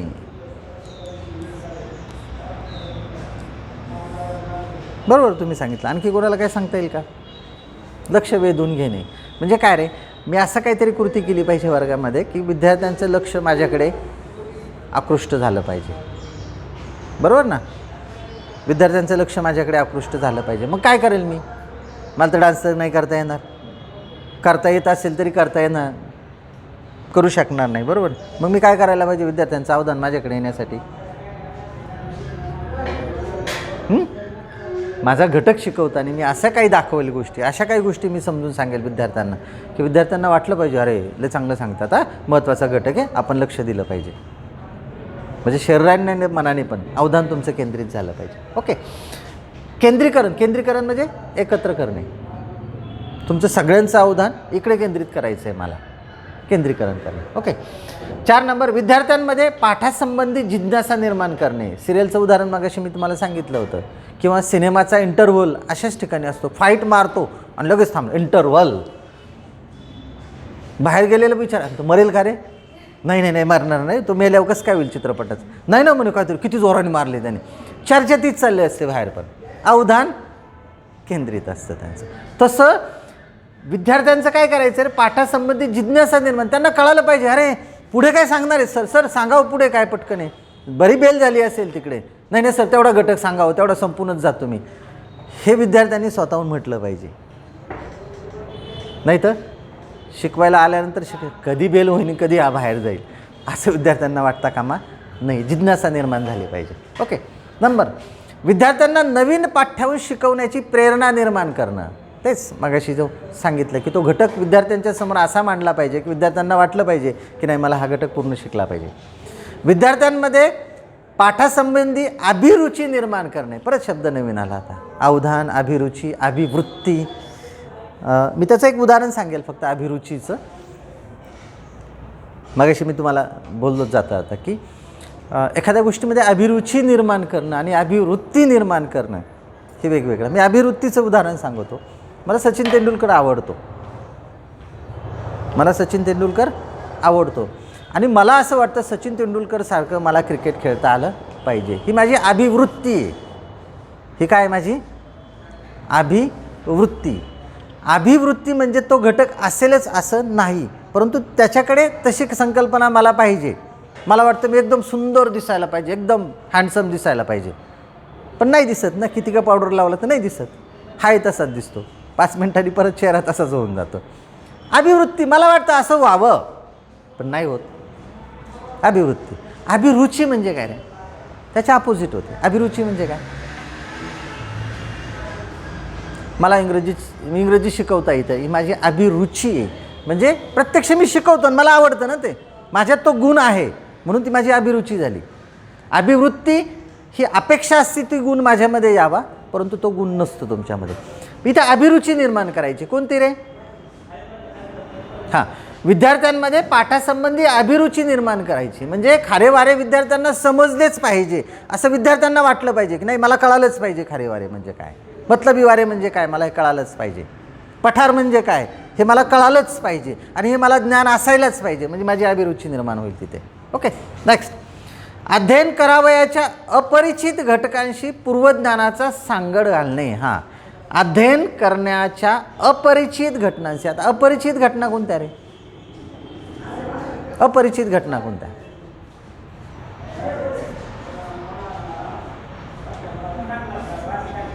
परिचित घटना आहेच. परिचित कोणत्या घटना? ज्या विद्यार्थ्यांना माहिती आहेत त्या परिचित घटना. अपरिचित घटना म्हणजे काय?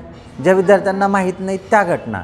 म्हणजे समजायचं मला खारेवारे दाखवायचे त्या ठिकाणी, मग खारेवाऱ्यासाठी मी यूट्यूबवरचं एखादं छान पद्धतीचं खारेवाऱ्याच्या संदर्भात एक विद्यार्थ्यांना यूट्यूबवरती दाखवलं आहे. विद्यार्थ्यांना ती यूट्यूब पाहताना त्यांना असं वाटलं पाहिजे की अरे अशा पद्धतीच्या घटना घडतात खारेवाऱ्याच्या संदर्भात. हिमालय दाखवायचा मला, हिमालय, किंवा भारताच्या शेजारीला असणारे देश दाखवायचे. तर मी तोंडी सांगायला नको ना, चीन आहे, पाकिस्तान आहे, अफगाणिस्तान आहे, बांगलादेश आहे, किंवा श्रीलंका आहे, किंवा काय आहे असं न दाखवता मी मोठा एक मस्तपैकी नकाशा घेऊन आलो आणि नकाशा घेऊन आल्यानंतर विद्यार्थ्यांना दाखवायचा प्रयत्न केला. अपरिचित आहे विद्यार्थ्यांना ते नकाशा. आणि मग नकाशाला सांगितलं उत्तरेला पहा रे विद्यार्थ्यांना काय दिसतं तुम्हाला? मग तो म्हणतो उत्तरेला चीन आहे, हिमालय आहे. मग त्याच्या जवळचा देश कोणता? मग म्हणतो इथं बांगलादेश आहे इकडे. मग इकडे पूर्वेकडे गेला तुम्ही, त्याच्या आग्नेयेला गेला, कोणता देश आहे? मग तो म्हणतो तिकडे अफगाणिस्तान आहे. ह्या अपरिचित घटनांशी पूर्वज्ञानाशी सांगड घालणं, ह्या गोष्टी माहिती असायला. आणि शेवटचा भाग आहे तो म्हणजे काय, का व कशासाठी याबाबत संदर्भ चौकट निर्माण करून शिकणार असल्या घटकाचा स्थूल आराखडा तयार लक्षात आणून देणे. थोडं इथं ग्रॅमॅटिकली चूक झालेली. काय म्हणतं? काय, का व कशासाठी या संदर्भात चौकट निर्माण करणे. तुम्हाला माहिती आहे का की everyone has to ask 6WH. तुम्हाला कोणती गोष्ट जर ज्ञान मिळवायची असेल ना तर त्याच्यासाठी 6 प्रश्न विचारले पाहिजेत. असं म्हटलं जातं. ज्याला ज्ञानी व्हायचं त्यांनी लक्षात ठेवा. तुम्ही कधी APJ अब्दुलांना जर वाचलं तुम्ही पुस्तक त्यांचं, मग कोणतं का असेना, विंग्स ऑफ फायर असेल किंवा कोणतं का असेल, तर त्यांचं म्हणणं नेहमी असायचं की त्याच्यात त्यांनी नेहमी मांडलेलं आहे की just you can ask yourself why, when, what, where, how. These are the 6 questions. हे विचारलेच गेलं पाहिजे. मला एखाद्याने सांगितलं तुम्ही शिकवा, का शिकवू मी, कशासाठी शिकवू, कोणासाठी शिकवू, का बरं शिकवू, हे असायला पाहिजे ना. या सगळ्या प्रश्नांची ज्यावेळेस तुम्हाला उत्तर मिळतील ना, त्यावेळेस तुम्हाला असं वाटेल नाही मी आता केलं पाहिजे. घरच्यांनी सांगितलं ना, एखादं काम सांगितलं, नाही बघ कारलं खाणं शरीराला चांगलं आहे, घरच्यांनी तुम्ही विचारलं पाहिजे का खाल्लं पाहिजे, कशासाठी खाल्लं पाहिजे, त्याच्यामुळं काय होऊ शकतं, विचारलं पाहिजे ना. तरच तुम्ही तुमच्या विद्यार्थ्यांना नंतर सांगणार की कारलं हे खाल्लं पाहिजे. कारलं कडू असतं म्हणून खात नाही, झालं तेवढंच तुमचं. का कारलं कडू आहे म्हणून खात नाही, अरे पण त्याच्यापासून कोणते विटॅमिन्स मिळतात हे माहीतच नाही ना, कधी प्रश्नच विचारला नाही ना तुम्ही त्याला.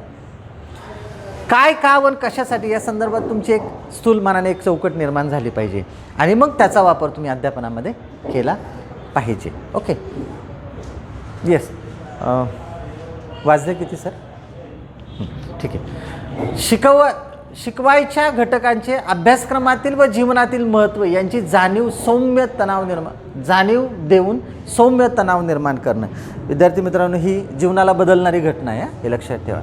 म्हणजे मी तुम्हाला मागे ही गोष्ट बोललेलो आहे की मला तलवार चालवणं शिकवलं आणि त्याच्यामध्ये मी मेडल मिळवलं राष्ट्रीय स्तरावरती, इंटरनॅशनल लेवलवर. पण एक दिवस त्याच तलवारीने एखाद्याचा मी घात केला, तर मला मिळालेलं तलवारीचं शिक्षण हे उत्तम का, चांगलं का, चुकीचं आहे? सांगा ना. चुकीचं आहे का चांगलं आहे?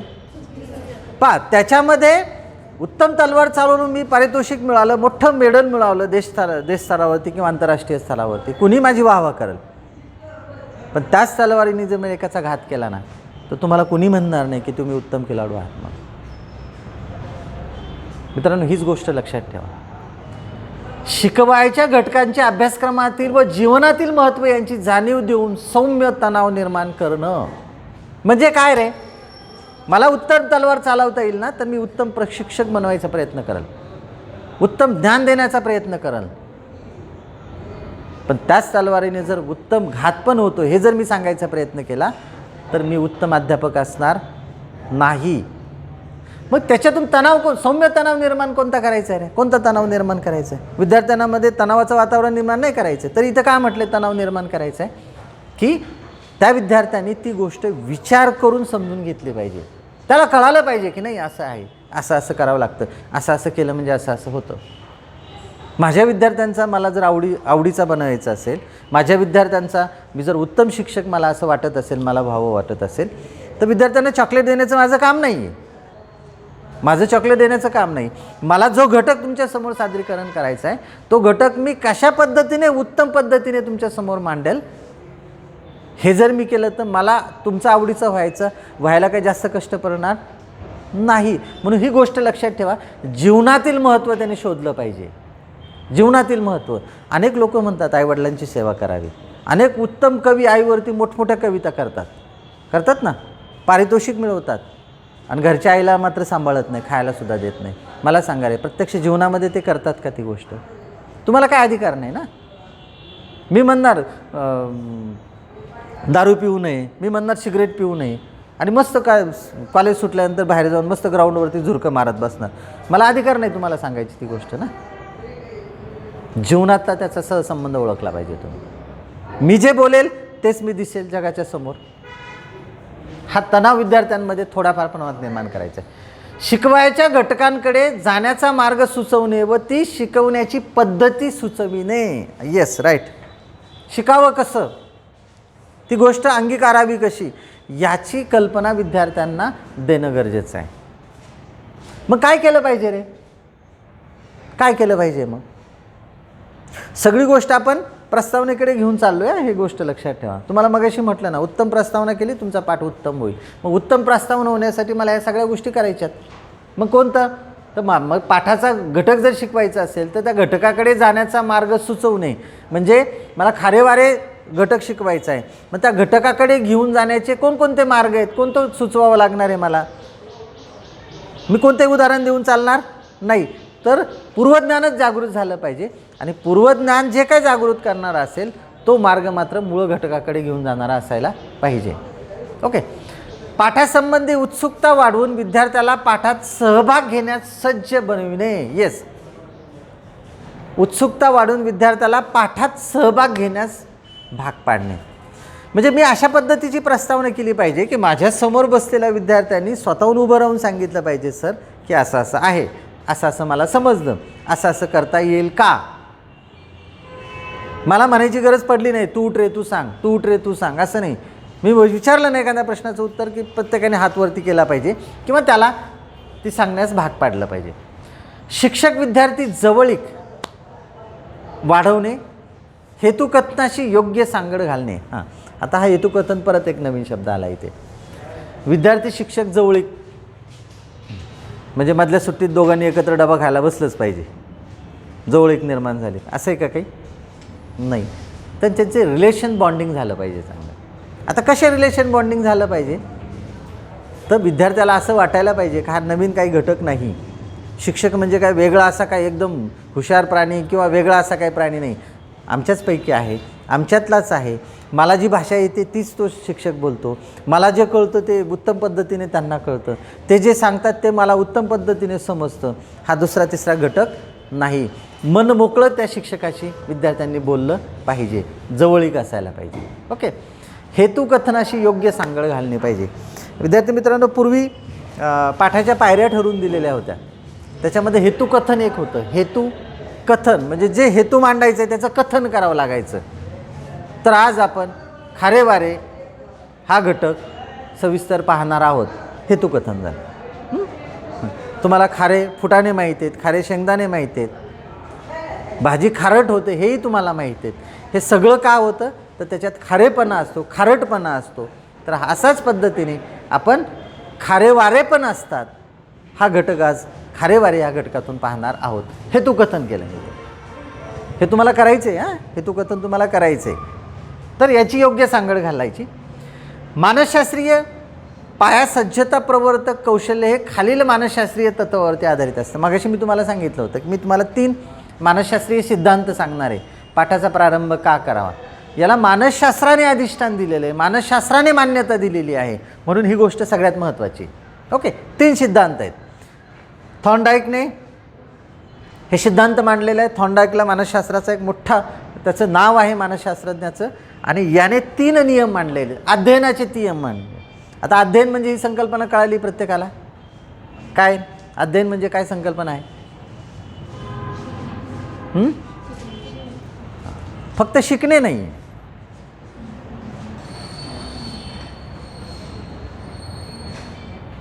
शिकणे, परीक्षेमध्ये मार्क मिळवणे संपलं का? हे अध्ययन नाही, हे अजिबात अध्ययन नाही, ही कॉपी आहे फक्त. अध्ययन म्हणजे ती गोष्ट जीवनामध्ये, दैनंदिन जीवनामध्ये त्या गोष्टीचा परिणाम जाणवणं आणि त्या पद्धतीने वागणं, त्याला अध्ययन म्हणतात. म्हणजे मगाशी मी तुम्हाला सांगितलं की खरं बोला, मी एनी टाईम खरं, भले मला त्याची शिक्षा भोगायला पडेल पण मी खरंच बोलेल. हे जर केलं तर तुम्ही अध्ययन केलं असं म्हणणार. लक्षात येतं ना?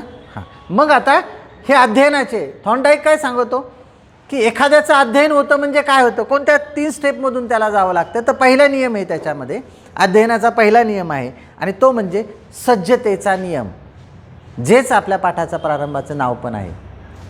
सज्जता प्रवर्तक लिहिलं होतं ना मी तिथे. पाठाचा प्रारंभ, प्रस्तावना किंवा सज्जता प्रवर्तक. मग थॉर्नडाईक असं म्हणतो की एखादा विद्यार्थ्यांनी अध्ययन केलं म्हणजे पहिल्या नियमातून तो जात असतो. तो म्हणजे पहिला नियम म्हणजे काय? सज्जता प्रवर्तनाचा नियम. क्रिकेट पाहताय ना तुम्ही, पण ज्याला पाहता येत नसेल, आवडत नसेल, तो पाहत पण नसेल क्रिकेट. क्रिकेट खेळणारा क्रिकेटर ज्यावेळेस ग्राउंडवरती जातो त्यावेळेस काय करतो रे तो? झोपेतून उठला गेला, लगे पॅड बीड बांधला, चाल काय नाही क्रिकेट खेळायला चाल, जातो का असा कधी तो? काय करतो रे तो? त्याला सज्ज व्हावं, बी रेडी फॉर दॅट ना. मग काय, काही दिवस प्रॅक्टिस करतो अगोदर, आणि ज्या दिवशी तो क्षण येईल खेळायचा त्या दिवशी पॅड लावतो, गार्ड लावतो, जे काय हेल्मेट असेल सगळे शरीरावरती परिधान करतो त्याचा एंट्री ग्राउंडमध्ये झाली, मस्त इकडे तिकडे फिरवतो, असा बॅट असेल अशी प्रयत्न करतो ना, का लगेच बॅटिंगला जातो तो, सज्ज होतो ना. सज्ज म्हणजे शरीर ते हॅबिच्युअल पाहिजे त्या गोष्टीला ना. सिंगर पण बरं गाणं गाताना लगेच गाण्याला उभा राहतो का? नाही. मस्तपैकी तो घसा व्यवस्थित साफ करेल, छान पद्धतीचं काय असेल मेडिसिन वगैरे घेईल, मन एकदम शांत ठेवेल आणि नंतर गायला सुरुवात करेल. युद्धाला सैनिक चालल्यानंतर झोपेतून उठला की चालेल का? त्याला काही दिवसाची प्रॅक्टिस करा. आपल्याला एक सर्जिकल स्ट्राईक करायचा होता, मागील 6 महिन्यापासून त्याची तयारी चालू होती. किती महिन्यापासून? 6. विमानातून कशा पद्धतीने तिथे जायचं, आपण कशा पद्धतीने लपायचं, मारल्यानंतर त्या प्रेतांना कशा पद्धतीने घेऊन जायचं, किंवा आपला माणूस जर एखादा इंज्युअर्ड झाला तर त्याला हेलिकॉप्टरमध्ये कसं 6 महिने अगोदर प्रॅक्टिस चालू होती. आणि मग रात्रीचा त्यांनी सर्जिकल स्ट्राईक केला. मला विद्यार्थ्यांचं जर अध्ययन करायचं असेल, विद्यार्थ्यांमध्ये अध्ययन वृत्ती जर वाढवायची असेल, तर माझ्या विद्यार्थ्यांना सज्ज केलं पाहिजे, तयार केलं पाहिजे ते ज्ञान मिळवण्यासाठी. बरोबर ना? तयार केलं तरच तो ज्ञान घेईल ना. नाही तर झोपेतो डुकल्या घेतो तो, असं करतो, चल सांग रे खारे वारे, नाही होणार त्याला खारे, त्याला डुकल्याच घ्यावं लागतील तिथं. सज्ज नाही ना तो. सज्ज नसेल तर मिळेल का ज्ञान? त्याला नाही मिळणार. मग माझा थॉर्नडाईक एक सांगतो की माझ्या विद्यार्थ्यांना जर एखादा घटक शिकवायचा असेल, विद्यार्थ्यांमध्ये अध्ययन प्रक्रिया पूर्ण करून घ्यायची असेल, तर माझा समोरचा विद्यार्थी हा सज्ज असायला पाहिजे. तो घटक शिकण्यासाठी तयारीत असायला पाहिजे, वही पेन लक्ष केंद्रित असायला पाहिजे शिक्षकाकडे. मला आता घटक शिकायचा आहे, मला हे गोष्टी शिकवायच्या आहेत. असं म्हटलं जातं की एखादी गोष्ट करायची ना, कोणतंही, मला गाता येत नाही. का गाता येत नाही? त्याचे मानसशास्त्रीय कारणं पण आहेत. कारण मला ती आवडच नाही ना गाण्याची. हां, मला तुम्ही सांगा क्रिकेट खेळायला, लगेच उठेल. मग पहाटे 5ला जरी बोलवलं क्रिकेट खेळायला, लगेच तयारीत लागेल. मला आवडतो तो. आवड असेल तर सवड मिळते. बरोबर ना? एखाद्याला अभ्यासच करायचा नसेल तर त्याला काहीही करा, नाहीच अभ्यास करत तो. आणि एखाद्याला अभ्यासच करायचा असेल तर कोणत्याही परिस्थितीत, पाऊस पडत असेल तरी कुठेतरी कोपऱ्याला बसेल, अभ्यास करून घेईल. हां, कंप्लीट झाला, बस. मन तयार असतं त्याचं. म्हणून माझ्या विद्यार्थ्यांमध्ये तो घटक जर मला परिणामकारकता त्याची निर्माण करायची असेल, तो घटक विद्यार्थ्यांना शिकवायचा असेल, तर माझ्या समोर बसलेला विद्यार्थी हा तो घटक शिकण्यासाठी सज्ज असायला पाहिजे. मग इथं सज्ज कोणता करायचा आहे? त्याला काय गन द्यायची हातामध्ये? मला नाही द्यायचं. सज्ज कोणता? त्या घटकाकडे आकृष्ट होण्यासाठी सज्ज केला पाहिजे. म्हणजे काय? माझा पाठाचा प्रारंभ उत्तम असायला पाहिजे, तरच तो सज्ज होईल ना, तरच सज्ज होईल, अन्यथा होणार नाही. म्हणून थॉर्नडाईकने पहिला नियम मांडला आहे की सज्जतेचा नियम. प्रत्येक गोष्ट आपण खेळाच्या विद्यार्थ्यांचे खेळाचे तुम्हाला पाठ घ्यावे लागणार आहेत. खेळाचा पाठ घेताना आपण विद्यार्थ्यांना लगेच पळायला सांगत नाही, असं नाही सांगत. तर ग्राउंडला फेऱ्या मारायला लावतात, 1-2 मस्त आकडं तिकडं. व्यायाम करताना पण माणूस का लगेच व्यायामाला सुरुवात करत नाही ना. तो शरीराला लवचिकता देतो, इकडं तिकडे पाहतो, असा खाली वगळून पाहतो, हे ते थोडं अंग फ्लेक्झिबल झालं की मग व्यायामाला सुरुवात करतो. शरीर सज्ज असायला पाहिजे आणि शरीर सज्ज होण्यासाठी मन पण तेवढं सज्ज असायला पाहिजे ती गोष्ट शिकवण्यासाठी. सज्जतेचा नियम. 2 नंबरचा नियम आहे सरावाचा नियम. प्रॅक्टिस मेक्स मॅन परफेक्ट असं म्हटलं जातं. सरावाने ती गोष्ट काय होते? पारंगत होते व्यक्ती. मला त्या गोष्टीचा सराव करावा लागणार आहे ना.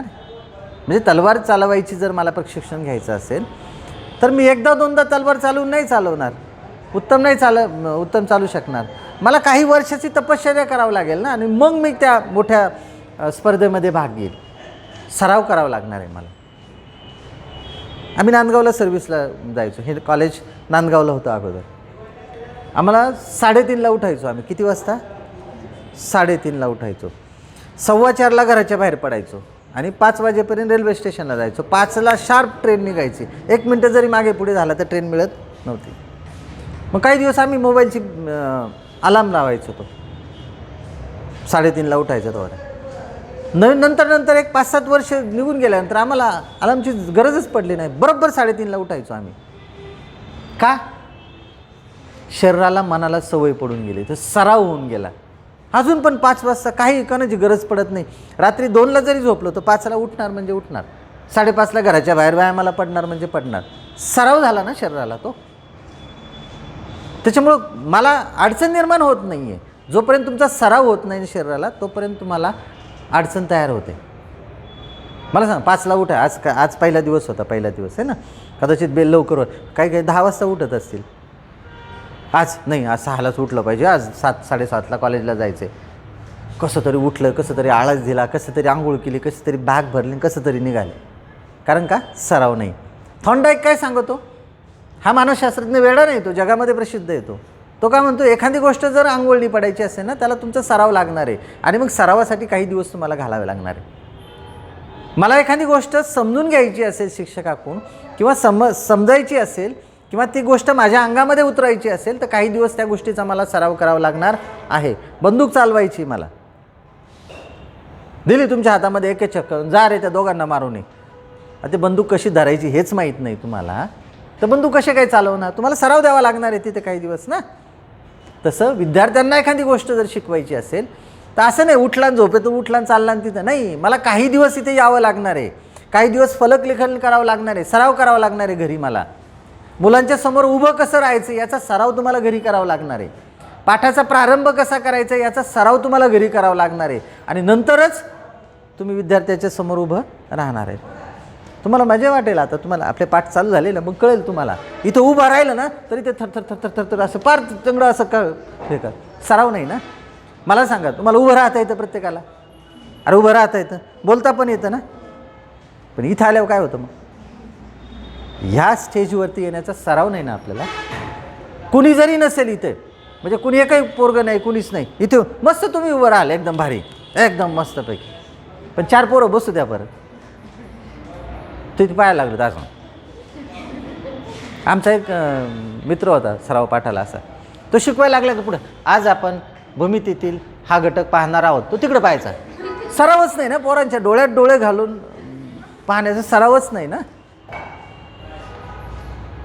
हा पण सराव लागतो ना, हे लक्षात ठेवा. इथे उभं राहणं ना हे गॉड गिफ्टेड आहे आणि हे सरावानेच प्राप्त होतं. आता तुम्हाला उभं राहता येणार नाही हा मला माहिती, म्हणून तर 2 वर्षाचं ट्रेनिंग ठेवलं ना इथे. म्हणून तर 2 वर्ष इथे आम्ही वेगळं काही शिकवणार नाही तुम्हाला. इथे स्टेजवरती राहायचं कसं, माझा विषय मला जे मांडायचं ते सोप्या भाषेत विद्यार्थ्यांना कसं मांडायचं हाच सराव देणार आहे 2 वर्षामध्ये तुम्हाला आम्ही. म्हणून थॉर्नडाईकनी सांगितलं आहे की अध्ययन जर करायचं असेल तर पहिला तो सज्ज असावा लागतो आणि 2 नंबर त्याने ती गोष्ट सराव केला पाहिजे, त्या गोष्टीचा वारंवार. ती गोष्ट घरी गेल्यानंतर वहीवरती आपण एकदम सरळ लिहितो, कारण तिथं रेषा दिलेल्या आहेत ना. फलकावरती काय रेषा मारलेल्या आहेत का तिथे? पण माझं लिहिताना, हस्ताक्षर लिहिताना बरोबर ते सरळ रेषेतच आलं पाहिजे. ते रेषनं मांडता सरळ आलं पाहिजे. याच्यासाठी काय करावं लागणार आहे तुम्हाला? 50 वेळा फलकावरती लिहावंच लागणार आहे ना रे. मग आता कुठं लिहिणार? घरी तुम्हाला ब्लॅकबोर्ड एक घ्यावा लागणार आहे, त्याच्यावरती लिहिणार आहेत तुम्ही. मग तुम्हालाच कळेल, अरे इथून लिहायला सुरुवात केली, चाललंय माझं लिखाण तिकडं. पण तुम्हाला सगळं लिखाणाचं सगळं माहीत आहे, पण तुम्हाला ब्लॅकबोर्डवरती लिखाण काम माहीत नाही ना, म्हणून तुम्हाला सराव करावा लागणार आहे घरी. मला गोष्ट सांगायचा सराव करावा लागणार आहे. आता वाचनाचा सुद्धा सराव आहे मित्रांनो. तुम्ही काही जणांनी वाचलं ना, तर मी वाचतोय कसं पहा. शिकवायच्या घटकाचे अभ्यासक्रमातील व जीवनातील महत्त्व यांची जाणीव देऊन सौम्य तणाव निर्माण करणं. वाचनाचा पण सराव लागतो मला. मी असं वाचणार नाही, शिकवायच्या घटकांचे अभ्यासक्रमातील व जीवनातील महत्त्व यांची जाणीव देऊन सौम्य तणाव निर्माण करणं हे वाचणं नाही माझं. तुम्हालाही वाचायला जमतं, मलाही वाचायला जमतं, पण वाचन असं नाही करत, याचा सरावच लागतो. कुठं थांबायचं, कुठे आवाज उंच गेला पाहिजे, कुठे खाली आलं पाहिजे. मला व्हॉट्स युअर नेम प्रश्न विचारायचा आहे. What is your name? छाती भीती ताणून एकदम नाही चालायचं ना, त्याला सराव पाहावं लागतं. त्याला व्हॉट्स युअर नेम प्रश्न असाच विचारला जातो. त्याला पण असं कुठंतरी आवाज वरती जातो, खाली येतो आवाज. म्हणून माझ्या विद्यार्थ्यांच्या समोर जाताना हा प्रश्न कसा विचारायचा घरी मला सराव करायचा आहे, तरच मी वर्गामध्ये उत्तम पद्धतीने प्रश्न विचारेल. प्रश्न विचारण्याचे पण आहेत ना, तुझे नाव काय आहे असं पहा ना, काही काहींची लय गंमत येते. असं तुझे नाव काय आहे सांग. नाही हे नाही चालत ना रे, मला उभं राहायचा सराव पाहिजे ना, नाही चालत ते. प्रश्न विचारायचं कसं, कसाही प्रश्न आला म्हणजे कसाही विचारायचं नाही चालत ती गोष्ट. त्या प्रत्येक गोष्टीला ठरलेला साच्याबंध पण आहे. म्हणून तयारी सरावाचा नियम थॉर्नडाईकने याचा सांगितला. आणि शेवटचा नियम आहे म्हणजे एकदा का तुमचं सज्ज झालात, एकदा का तुम्ही सराव केला तर त्याचा परिणाम हा दिसून येतो, तुम्हाला इफेक्ट दिसून येतो. म्हणजे काय, घरी अनेक वेळा फलक लेखनाची सुरुवात केली, अनेक वेळा फलकावरती लिहिलं, रोल ऑफ बोर्डवरती. आणि आता मला सराव झाला की माझं हस्ताक्षर बरोबर सरळ रेषेत. मला गरज पडत नाही रेषा मारायची फलकावरती. आता आमच्या सगळ्या शिक्षकांना पहा तुम्ही, कुणी शिक्षक फळ्यावरती रेषा न मारता सरळ लिहू शकतो, माझा एकटा सोडला तर. कारण का? सराव झाला आहे त्यांना, परिणाम झाला आहे त्यांच्यावरती. काय परिणाम झाला? सरळ रेषेतच लिहील तो. कधी झोपेतून उठवलं तरी तो बरोबर सरळ रेषेत लिहील. आम्हाला कधी उठवायला सांगलं, कधी यायला सांगितलं, जा बरं मुलांचा 1 तास घ्या, जादा तास लागतात. आम्ही घरी कदाचित प्रॅक्टिस केलेली नसेल, पण आम्हाला माहिती आहे विद्यार्थ्याच्या समोर जाऊन विद्यार्थ्याला कसं शिकवायचं. सराव झाला ना. वयाची 20-22 वर्ष आम्ही त्या क्षेत्रामध्ये काम करतो आहे. त्याच्यामुळे प्रत्येक वेळेस घटकाची पूर्वज्ञान काय असावं, पूर्वज्ञान कशा पद्धतीने विद्यार्थ्यांचं शोधायचं, कशा पद्धतीने सांगायचं, याचा इतका सराव होऊन गेला आहे. आम्हाला घटक सांगितला की आमच्या डोक्यामध्ये लगेच चक्र चालू होतात की मला ह्याच्यावरती आधारित प्रश्न विचारला गेला पाहिजे. हे तुम्हाला पण ज्ञान मिळणार आहे, पण केव्हा? 1000 वेळा तुम्ही ज्यावेळेस स्टेजवरती याला, 1000 वेळा विद्यार्थ्यांशी ज्यावेळेस तुम्ही कम्युनिकेट कराल, त्यावेळेस तुम्हाला ते गुण मिळणार आहेत, त्यावेळेस तुम्हाला ते ज्ञान मिळणार आहेत. आणि हे ज्ञान मिळवण्यासाठीच या ठिकाणी आपल्याला हा सगळा प्रपंच उभा केलेला आहे. बरोबर. म्हणून लक्षात ठेवा, पाठाचा प्रारंभाचे थॉर्नडाईकने 3 नियम घालून दिलेले आहेत. हे तुम्हाला स्वच्या जाणीवमध्ये पण प्रश्न येतो. थॉर्नडाईकच्या अध्ययनाचे 3 नियम सांगा. आणि हा मानसशास्त्रीय अधिष्ठान आहे की पाठाचा प्रारंभ अशाच पद्धतीने करावा लागतो. नेक्स्ट, मला वाटतं आपण आता शेवटच्या भागाकडे येतो या ठिकाणी. तो म्हणजे पाठाचा प्रारंभ मी कसा केला गेला पाहिजे. एक गोष्ट लक्षात ठेवा, असंच केलं पाहिजे, तसंच झालं पाहिजे असं अजिबात डोक्यात आणायचं नाही. हे जरी मी मार्ग इथं लिहिलेले आहेत, 15-16 किती आहेत, 14-15 आहेत, मला वाटतं 16 आहेत ते. अशाच पद्धतीने पाठाचा प्रारंभ केला पाहिजे असा कोणता नियम नाही, अजिबात नाही. डोक्यामध्ये एक कल्पना ठेवायची, फक्त माझं पूर्वज्ञान विद्यार्थ्यांचं त्या घटकाशी निगडीत काय असेल हे तुम्हाला समजलं पाहिजे त्या घटकाच्या संदर्भात. आणि नवीन ज्ञान जे काही तुम्हाला द्यायचं आहे, नवीन घटक जो विद्यार्थ्यांना तुम्हाला द्यायचा आहे, त्या दोघांची चपखल असे बसले पाहिजेत. विद्यार्थ्यांना असं वाटता कामा नये की अरे एक प्रस्तावनाच वेगळी केली, घटक वेगळाच शिकवत आहेत, असं वाटता कामा नाही.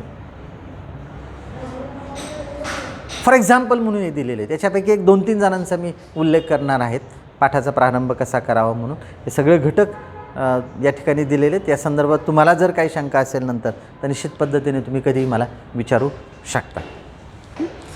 आता हे नॉमिनल मार्ग दिलेले आहेत. परत एकदा सांगतो, यानेच पाठाची सुरुवात केली पाहिजे असं अजिबात नाही. तुम्ही कशानेही पाठाची सुरुवात करा, फक्त पाठाच्या सुरुवातीमध्ये त्या नवीन घटकाच्या संदर्भात विद्यार्थ्यांना पूर्वज्ञान काय, पूर्वज्ञान कल्पना कळाली ना तुम्हाला, ही कन्सेप्ट कळाली प्रत्येकाला. पूर्वज्ञान म्हणजे काय, म्हणजे काय, त्याच्याजवळ काय आहे त्या घटकाच्या संदर्भात, त्याच्याजवळ त्या घटकाच्या संदर्भात त्याला काय माहिती आहे. फॅमिली म्हटलं मी, समजायचं मला घटक शिकवायचं आहे, कुटुंब शिकवायचं आहे घटक मला. कदाचित कुटुंब शब्द त्या विद्यार्थ्याला त्यावेळेस नवीन असेल, पण त्याला माहिती आहे ना, माझ्या घरात आई राहते, माझा बाप राहतो, माझी बहीण राहते, माझा लहाना भाऊ राहतो, हे माहिती आहे ना. मग मला कुटुंब घटक शिकवायचा असेल तर माझ्या डोक्यातमध्ये आलं की कुटुंबाच्या संदर्भात ह्या मुलाला काय माहिती आहे. मग त्याला माहिती आहे, त्याचे वडील माहिती आहेत, वडिलांचं नाव माहिती आहे, आई राहते, आई का घरामध्ये काय काय काम करते, वडिलांचं काय काय काम असतं माहिती आहे ना त्याला, भाऊ आहे, बहीण आहे, ह्या सगळ्यांना मिळून कुटुंब म्हणतात. हे विद्यार्थ्याला माहीत नाही, पण विद्यार्थ्याला हे माहिती आहे, बाप आहे, आई आहे, बहीण आहे, भाऊ आहे. मग मला माहिती असायला पाहिजे कुटुंबाच्या संदर्भात त्याला हे ज्ञान माहिती आहे. या 2 गोष्टी जमल्या की संपलं. हेच मार्ग पाहिजे असं काही नाही. ओके, चलो we will go, we will think. याच्यातले काही मार्ग फक्त आपण 2-4 मार्ग घेऊया आणि इथे थांबूया. पाठाचा प्रारंभ करण्याचे विविध मार्ग. पहिला, चालू घडामोडींवरती आधारित चर्चा करणे. चालू घडामोडी, पहिला घटक आपल्याला महत्त्वाचा आहे, बरोबर ना. मला आज घटक कोणता शिकवायचा आहे. फॉर एक्झाम्पल, मला घटक शिकवायचा आहे जागतिक शांतता. माझा मूळ घटक कोणता आहे हे फक्त मला माहिती असेल, विद्यार्थ्याला माहिती असणार नाही. मला माहिती आहे जागतिक शांतता हा मला घटक शिकवायचा आहे आणि त्या घटकाच्या प्रस्तावना मला चालू घडामोडींवरती आधारित करायची, चालू घडामोडींवरती चर्चा करून तो घटक मला वर्गामध्ये शिकवायचा आहे. ओके. मग आता चालू घडामोडी काय आहेत? जागतिक प्रश्न आहे बरं का. आता जागतिक प्रश्नावरती तुम्हाला आता चांगलं एक नवीन माहिती असेल. काय माहिती आहे? जागतिक शांततेला धोका निर्माण करणारी एक घटना काही दिवसांपूर्वी घडते. त्यातली त्यात भारताच्या अतिशय जवळ घडते. ती कोणती घटना? येस, कोणतरी बातम्या वगैरे पाहत नाही तुम्ही? अरे येस, अफगाणिस्तान आणि तालिबान, बरोबर ना. तालिबानने अफगाणिस्तानावरती काय केलं आहे? हल्ला केला आहे आणि अफगाणिस्तान ताब्यात घेतलं आहे. याचा जागतिक लेवलवरती काय परिणाम होतो? आता हा घटक तुम्हाला मी हा घटक याचं भाग मी तुमच्यासाठी याच्यासाठी घेतला की मला वाटलं तुमच्याकडे याचं पूर्वज्ञान असेल. अफगाणिस्तान, तालिबान हे तुम्ही बातम्या ऐकत असाल. बातमी नाही ऐकत तुम्ही? अरे नाही ऐकत का? मग तुम्हाला ही गोष्ट माहिती पाहिजे ना. म्हणजे मी फसलो या ठिकाणी. माझं पूर्वज्ञान, मला वाटलं या पोरांना पूर्वज्ञान असेल, झालं, खड्डा पडला माझ्या पाठाला. माहिती असायला पाहिजे की नाही तुम्हाला? 18-19 वर्षाचे युवक आहात तुम्ही. स्पर्धा परीक्षांमध्ये हे अतिशय प्रश्न महत्त्वाचे असतात आणि ही जागतिक लेवलला घडते घटना. किंवा आणखी दुसरं एक सांगा मला, जागतिक अशांतता निर्माण करण्याचा आणखी एक घटक घडतो आहे ज्याचा परिपाक आज आहे. आपण तोंडाला लांब बसलेलो आहे. काय आहे? कोविड-19चा जो काय प्रादुर्भाव होतो, ही जागतिक अशांतता निर्माण करण्याचा एक घटक आहे त्याच्यातला, बरोबर. ह्या गोष्टी तुम्हाला माहिती पाहिजेत. म्हणजे मी पूर्वज्ञान असं डोक्यामध्ये ठेवलं होतं की माझ्या मुलांना अफगाणमध्ये आजची परिस्थिती काय आहे, त्याचा जागतिक शांततेवरती काय परिणाम झाला आहे, याचे उत्तरं तुम्ही द्यावे अशी माझी अपेक्षा होती. ठीक आहे, एका विद्यार्थ्यांनी दिली. बरं, ठीक आहे. मग आता मी काय करणार आहे सांगा मला. काय घडतं आज अफगाणिस्तानामध्ये? घडते काय? कोण सांगेल? मी माझ्या मूळ घटकाकडे येणार आहे. माझा मूळ घटक अगोदरच मी तुम्हाला सांगितलं, जागतिक अशांतता हा घटक आहे आणि या घटकाची प्रस्तावना मी चालू घडामोडींवरती आधारित चर्चा करणार तुमच्याबरोबर आणि मग मूळ घटकाशी मी त्याची बरोबर सांगड घालणार. ठीक आहे, सांगा मला आज अफगाणिस्तानाची परिस्थिती काय? येस. तालिबानने आपल्या हल्ला करून राजशाही पद्धतीसाठी चालवली. Okay, very good. तालिबानांवरती अत्याचार तालिबानांनी अफगाणिस्तानातील लोकांवरती अत्याचार चालू झाले. ओके, त्याचा परिणाम आपल्यावरती काय झाला आहे? आज परिस्थिती काय?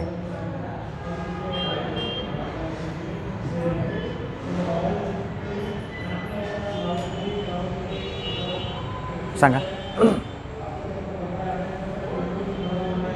आपला सर्वात मोठा शत्रू कोणता आहे जागतिक लेवलला?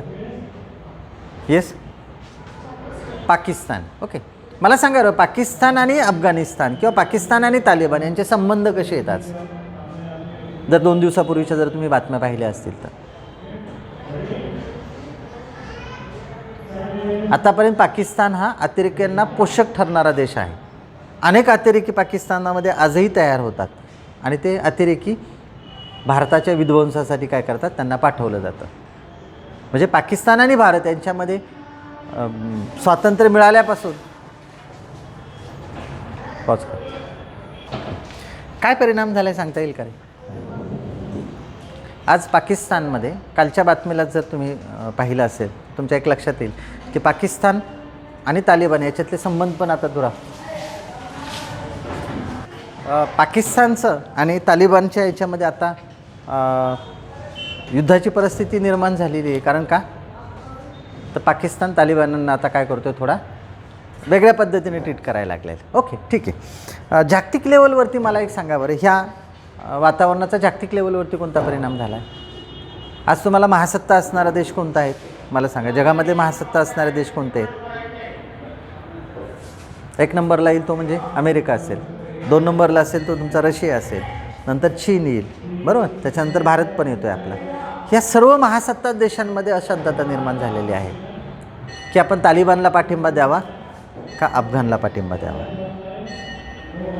आणि जागतिक लेवलवरती अशा पद्धतीचा परिणाम हा इतर देशांवरती पण झालेला आहे आणि त्याचा परिणाम आपल्या आंतरराष्ट्रीय जे काही व्यवहार आहेत त्याच्यावरती पण अतिशय परिणाम झालेला आहे. तुम्हाला सगळ्यांना माहिती असेल की अफगाणिस्तानमध्ये असणारे जे काही रहिवासी होते, भारतीय असू द्या किंवा इतर देशातले असू द्या, हे अफगाण सोडून आता काय केलेले आहेत, त्या देशांमध्ये निघून गेलेले आहेत. आणि याचा परिणाम असा झाला आहे की ज्या देशाचे ते नागरिक होते त्या देशांमध्ये सुद्धा थोडी अशांतता निर्माण होण्याचा प्रयत्न झालेला आहे. आपले अनेक उद्योग हे अफगाणिस्तानांमध्ये होते, ते अनेक उद्योग आपल्याला आता काय करावे लागलेले, बंद करावे लागलेले आहेत. हा सगळा परिणाम कसा, तर 2 राष्ट्रांमध्ये असणाऱ्या अशांततेचा आहे. अमेरिकेने आपले सैन्य माघार, काही वर्षांपासून अमेरिकेने सैन्य अफगाणिस्तानामध्ये ठेवलेले होते आणि म्हणून अफगाण देश या ठिकाणी सुरक्षित होता. ज्या दिवशी अमेरिकेने शेवटचा सैनिक त्या ठिकाणी बाजूला काढून घेतला अफगाणिस्तानातून, दुसऱ्या दिवशी तालिबानने काय केलं, तिथे आक्रमण केले आणि तो देश अफगाणिस्तान हा तालिबानी करून टाकलेला आहे. तर विद्यार्थी मित्रांनो, ही जी काय अशांतता निर्माण झालेली आहे, या अशांततेचा परिणाम हा भारताच्याच अर्थव्यवस्थेवरती नाही तर जागतिक अर्थव्यवस्थेवरती झालेला आहे. तर हाच घटक आज आपण जागतिक अशांतता या पाठामध्ये सविस्तर पाहणार आहोत. माझ्या पाठाची प्रस्तावना संपली या ठिकाणी. काय केलं रे मी, चालू घडामोडी घेतली. मग ती जागतिक लेवलची होती म्हणून मी जागतिक लेवलची घेतली. ओके, राष्ट्रीय लेवलची असेल किंवा आज जर मला एखादा घटक शिकवायचा असेल, कोणताही घटक जी चालू घडामोडी घडते. आता चालू घडामोडी कोणती महाराष्ट्रामध्ये सगळ्यात मोठी घडते आता,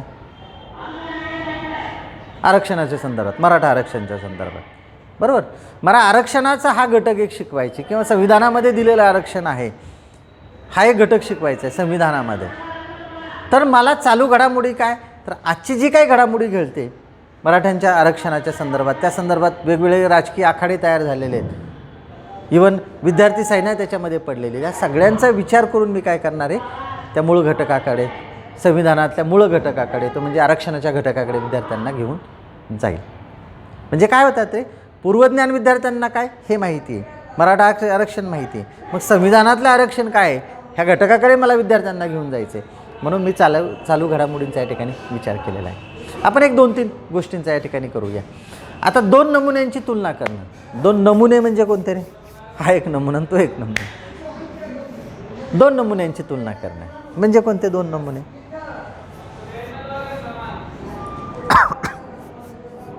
मला वर्गात काच हा घटक शिकवायचा आहे. काच, कोणता घटक शिकवायचा आहे, काच. मी 2 नमुने घेऊन येणार वर्गात, एक काचेची बाटली आणणार आणि एक प्लास्टिकची बाटली आणणार. दोन्ही बाटल्या, काय नाही, मी प्रस्तावना काय नाही केली, दोन्ही बाटल्या हातामध्ये घेतल्या, अशावरती सरळ वरून सोडून दिल्या खाली. काय झालं, दोन्ही बाटल्या खाली पडल्या. पडल्यानंतर काय होईल, काचेची बाटली फुटून जाईल, प्लास्टिकची बाटली मग डमडम वाजत वाजत शांत होऊन जाईल. तुला नाही करायला लावले, सांगा रे तुम्हाला काय वाटलं, हे सगळं घडवलं, तुम्हाला काय वाटलं. मग तुम्ही म्हणा सर काचेची बाटली फुटली, एक प्लास्टिकची बाटली फुटली नाही. का बरं फुटली नाही प्लास्टिकची बाटली. तर आज आपण अशाच पद्धतीने काच म्हणजे काय हा घटक सविस्तर पाहणार. काय केलं मी, 2 घटक घेतले. अनपेक्षित घटना आणखी एक आहे पाहते, असंच विलक्षण प्रगती नाही, अनपेक्षित घटनाचं एक आहे खाली आहे, मला वाटतं आहे का कुठंतरी, अनपेक्षित, हां हे अनपेक्षित घटना घडणे. अनपेक्षित आहे ना, तुम्हाला वाटलं नव्हतं हे मास्तरवरून दोन्ही बाटल्या खाली टाकून देईल म्हणून, काच फुटेल म्हणून. अनपेक्षित घटना आहे. म्हणजे पाहिल्यानंतर मग मी लगेच प्रस्तावना करेल. तर आज आपण काच या घटकाविषयी सविस्तर माहिती पाहणार आहोत. मी काय केलं, तुम्हाला वरून बाटली खाली टाकून दिली, तुम्ही बाटलीचं निरीक्षण केलं, दोन्ही बाटल्यांचं 2 नमुने दाखवले मी तुम्हाला. एक बाटली फुटली, एक बाटली तशीच राहिली. आणि मग फुटलेल्या बाटली का फुटली, तर तुम्ही म्हटले फुटली ती काचेची होती म्हणून फुटली. तुम्हाला माहिती आहे का त्याचं कारण काय, कशी बनली, काहीच माहीत नाही ना, फक्त काचेची म्हणून फुटली. मग मी माझी प्रस्तावना शेवटी दोन्ही घटक एकत्र करून पाहिले. काचेची बाटली वरून खाली टाकली असता ती फुटून जाते, तर प्लास्टिकची बाटली फुटली नाही. तर काचेची बाटली का फुटली हेच आज आपण काच या घटकामध्ये सविस्तर पाहणार आहोत. पूर्वज्ञान काय आहे तुम्हाला, काचेची बाटली फुटते हे तुम्हाला ज्ञान माहिती आहे, हे प्रत्यक्ष पाहिलं तुम्ही आणि मग हे ज्ञान आहे. मग आता तुमची उत्सुकता निर्माण होईल, अरे काय बरं प्लास्टिकच्या बाटलीमध्ये असा कोणता घटक होता जो फुटली नाही, काच का फुटली. अरे चला आपण शिकू बरं का काचमध्ये काय. मग त्या काचेचा आज आपण हा सहज घटक पाहणार. दोन्ही पूर्वज्ञान आणि नवीज्ञान हे अतिशय चपकल या ठिकाणी बसवायचा प्रयत्न केला. ओके, टेप रेकॉर्डचा वापर केला मी. आता टेप रेकॉर्डचा वापर करायचा म्हणजे काय? उदाहरणार्थ जर गद्यपाठ शिकवायचं असेल तुम्हाला, गद्य म्हणजे काय? गद्य आणि पद्य. गद्य म्हणजे गदा धडा आणि पद्य म्हणजे कविता. हां, मला कविता घटक वर्गामध्ये शिकवायचं असेल, कविता म्हणजे पद्य ते, तो घटक वर्गामध्ये शिकवायचा असेल तर मी काय कराल? टेप रेकॉर्ड येईल, कॅसेट टाकलेली असेल, वर्गामध्ये येईल, आल्या आल्या मी टेप रेकॉर्ड चालू करून देईल आणि मग श्रावणमासी, हर्षमानसी, हिरवळ काय असेल ते पुढे सगळी कविता पाठाची सुरुवात केली, कविता शिकवायची सुरुवात केली. आज आपण हिरवळ माशी किंवा श्रावणातील एक कविता आज पाहणार आहोत. झालं, टेप रेकॉर्डचा वापर केला. एखादं कथन पद्धतीचं असेल तर एखाद्या उत्तम लेखकाचं कथन मी कॅसेटमध्ये आणील आणि ते ऐकून दाखवेल विद्यार्थ्यांना. आज आपण कथनमधला हा भाग पाहणार आहोत. अशा पद्धतीने करता येईल मला. त्याच्यानंतर नाट्यीकरण करणं म्हणजे नाटक करणं. दारू अतिशय वाईट असते आणि वर्गात एंट्री करता करता बाटली बिटली मस्त जिंकत आल. हा बोलांनो काय करताय तुम्ही, हे काय? नाट्यीकरण केलं. कोणाची? दारुड्याची भूमिका केली. व्यसन हा घटक मला वर्गामध्ये शिकवायचा आणि मी येतानीच दारूची बाटली हातामध्ये घेतली आणि खरी दारू नाही आहे, नाही तर मला दारूची गरज घेऊन आली. आणि तो जिंकतो माणूस कसा, बोलतो कसा, रस्त्याने चालतो कसा, असं करत करत मी आलो आणि मग मी सांगितलं आज आपण व्यसन ह्या घटकावरती अधिक माहिती पाहणार. मुलांना माहिती आहे ना हेच काय पितं, माझं म्हातारं पण घरी दारू पिऊन येतं, मी शिवाय देत. मुलांना माहिती आहे ना ते. पाहिल्या तुमच्या लक्षात काय येईल? हा दारू पिलेला आहे, बरोबर ना? आणि मग दारू पिलेलं तुम्हाला लगेच आठवलं, म्हातारं शेजारचं कसं दारू पितं, कसं मारतं म्हातारीला, हे सगळ्या गोष्टी आठवेल. आणि मग मी विचारेल तुम्हाला दारू हे व्यसन चांगलं आहे का वाईट? तुम्ही म्हणाल वाईटच आहे. का? ते म्हातारं लय मारतं आमच्या शेजारीला दारू पिऊन आलं. पूर्वज्ञान माहिती आहे ना. हां, मन व्यसन करणे योग्य की ना अयोग्य हे आज आपण ह्या घटकामध्ये सविस्तर पाहणार आहोत. प्रसंग निर्माण केला आम्ही. कोणताही प्रसंग निर्माण करू.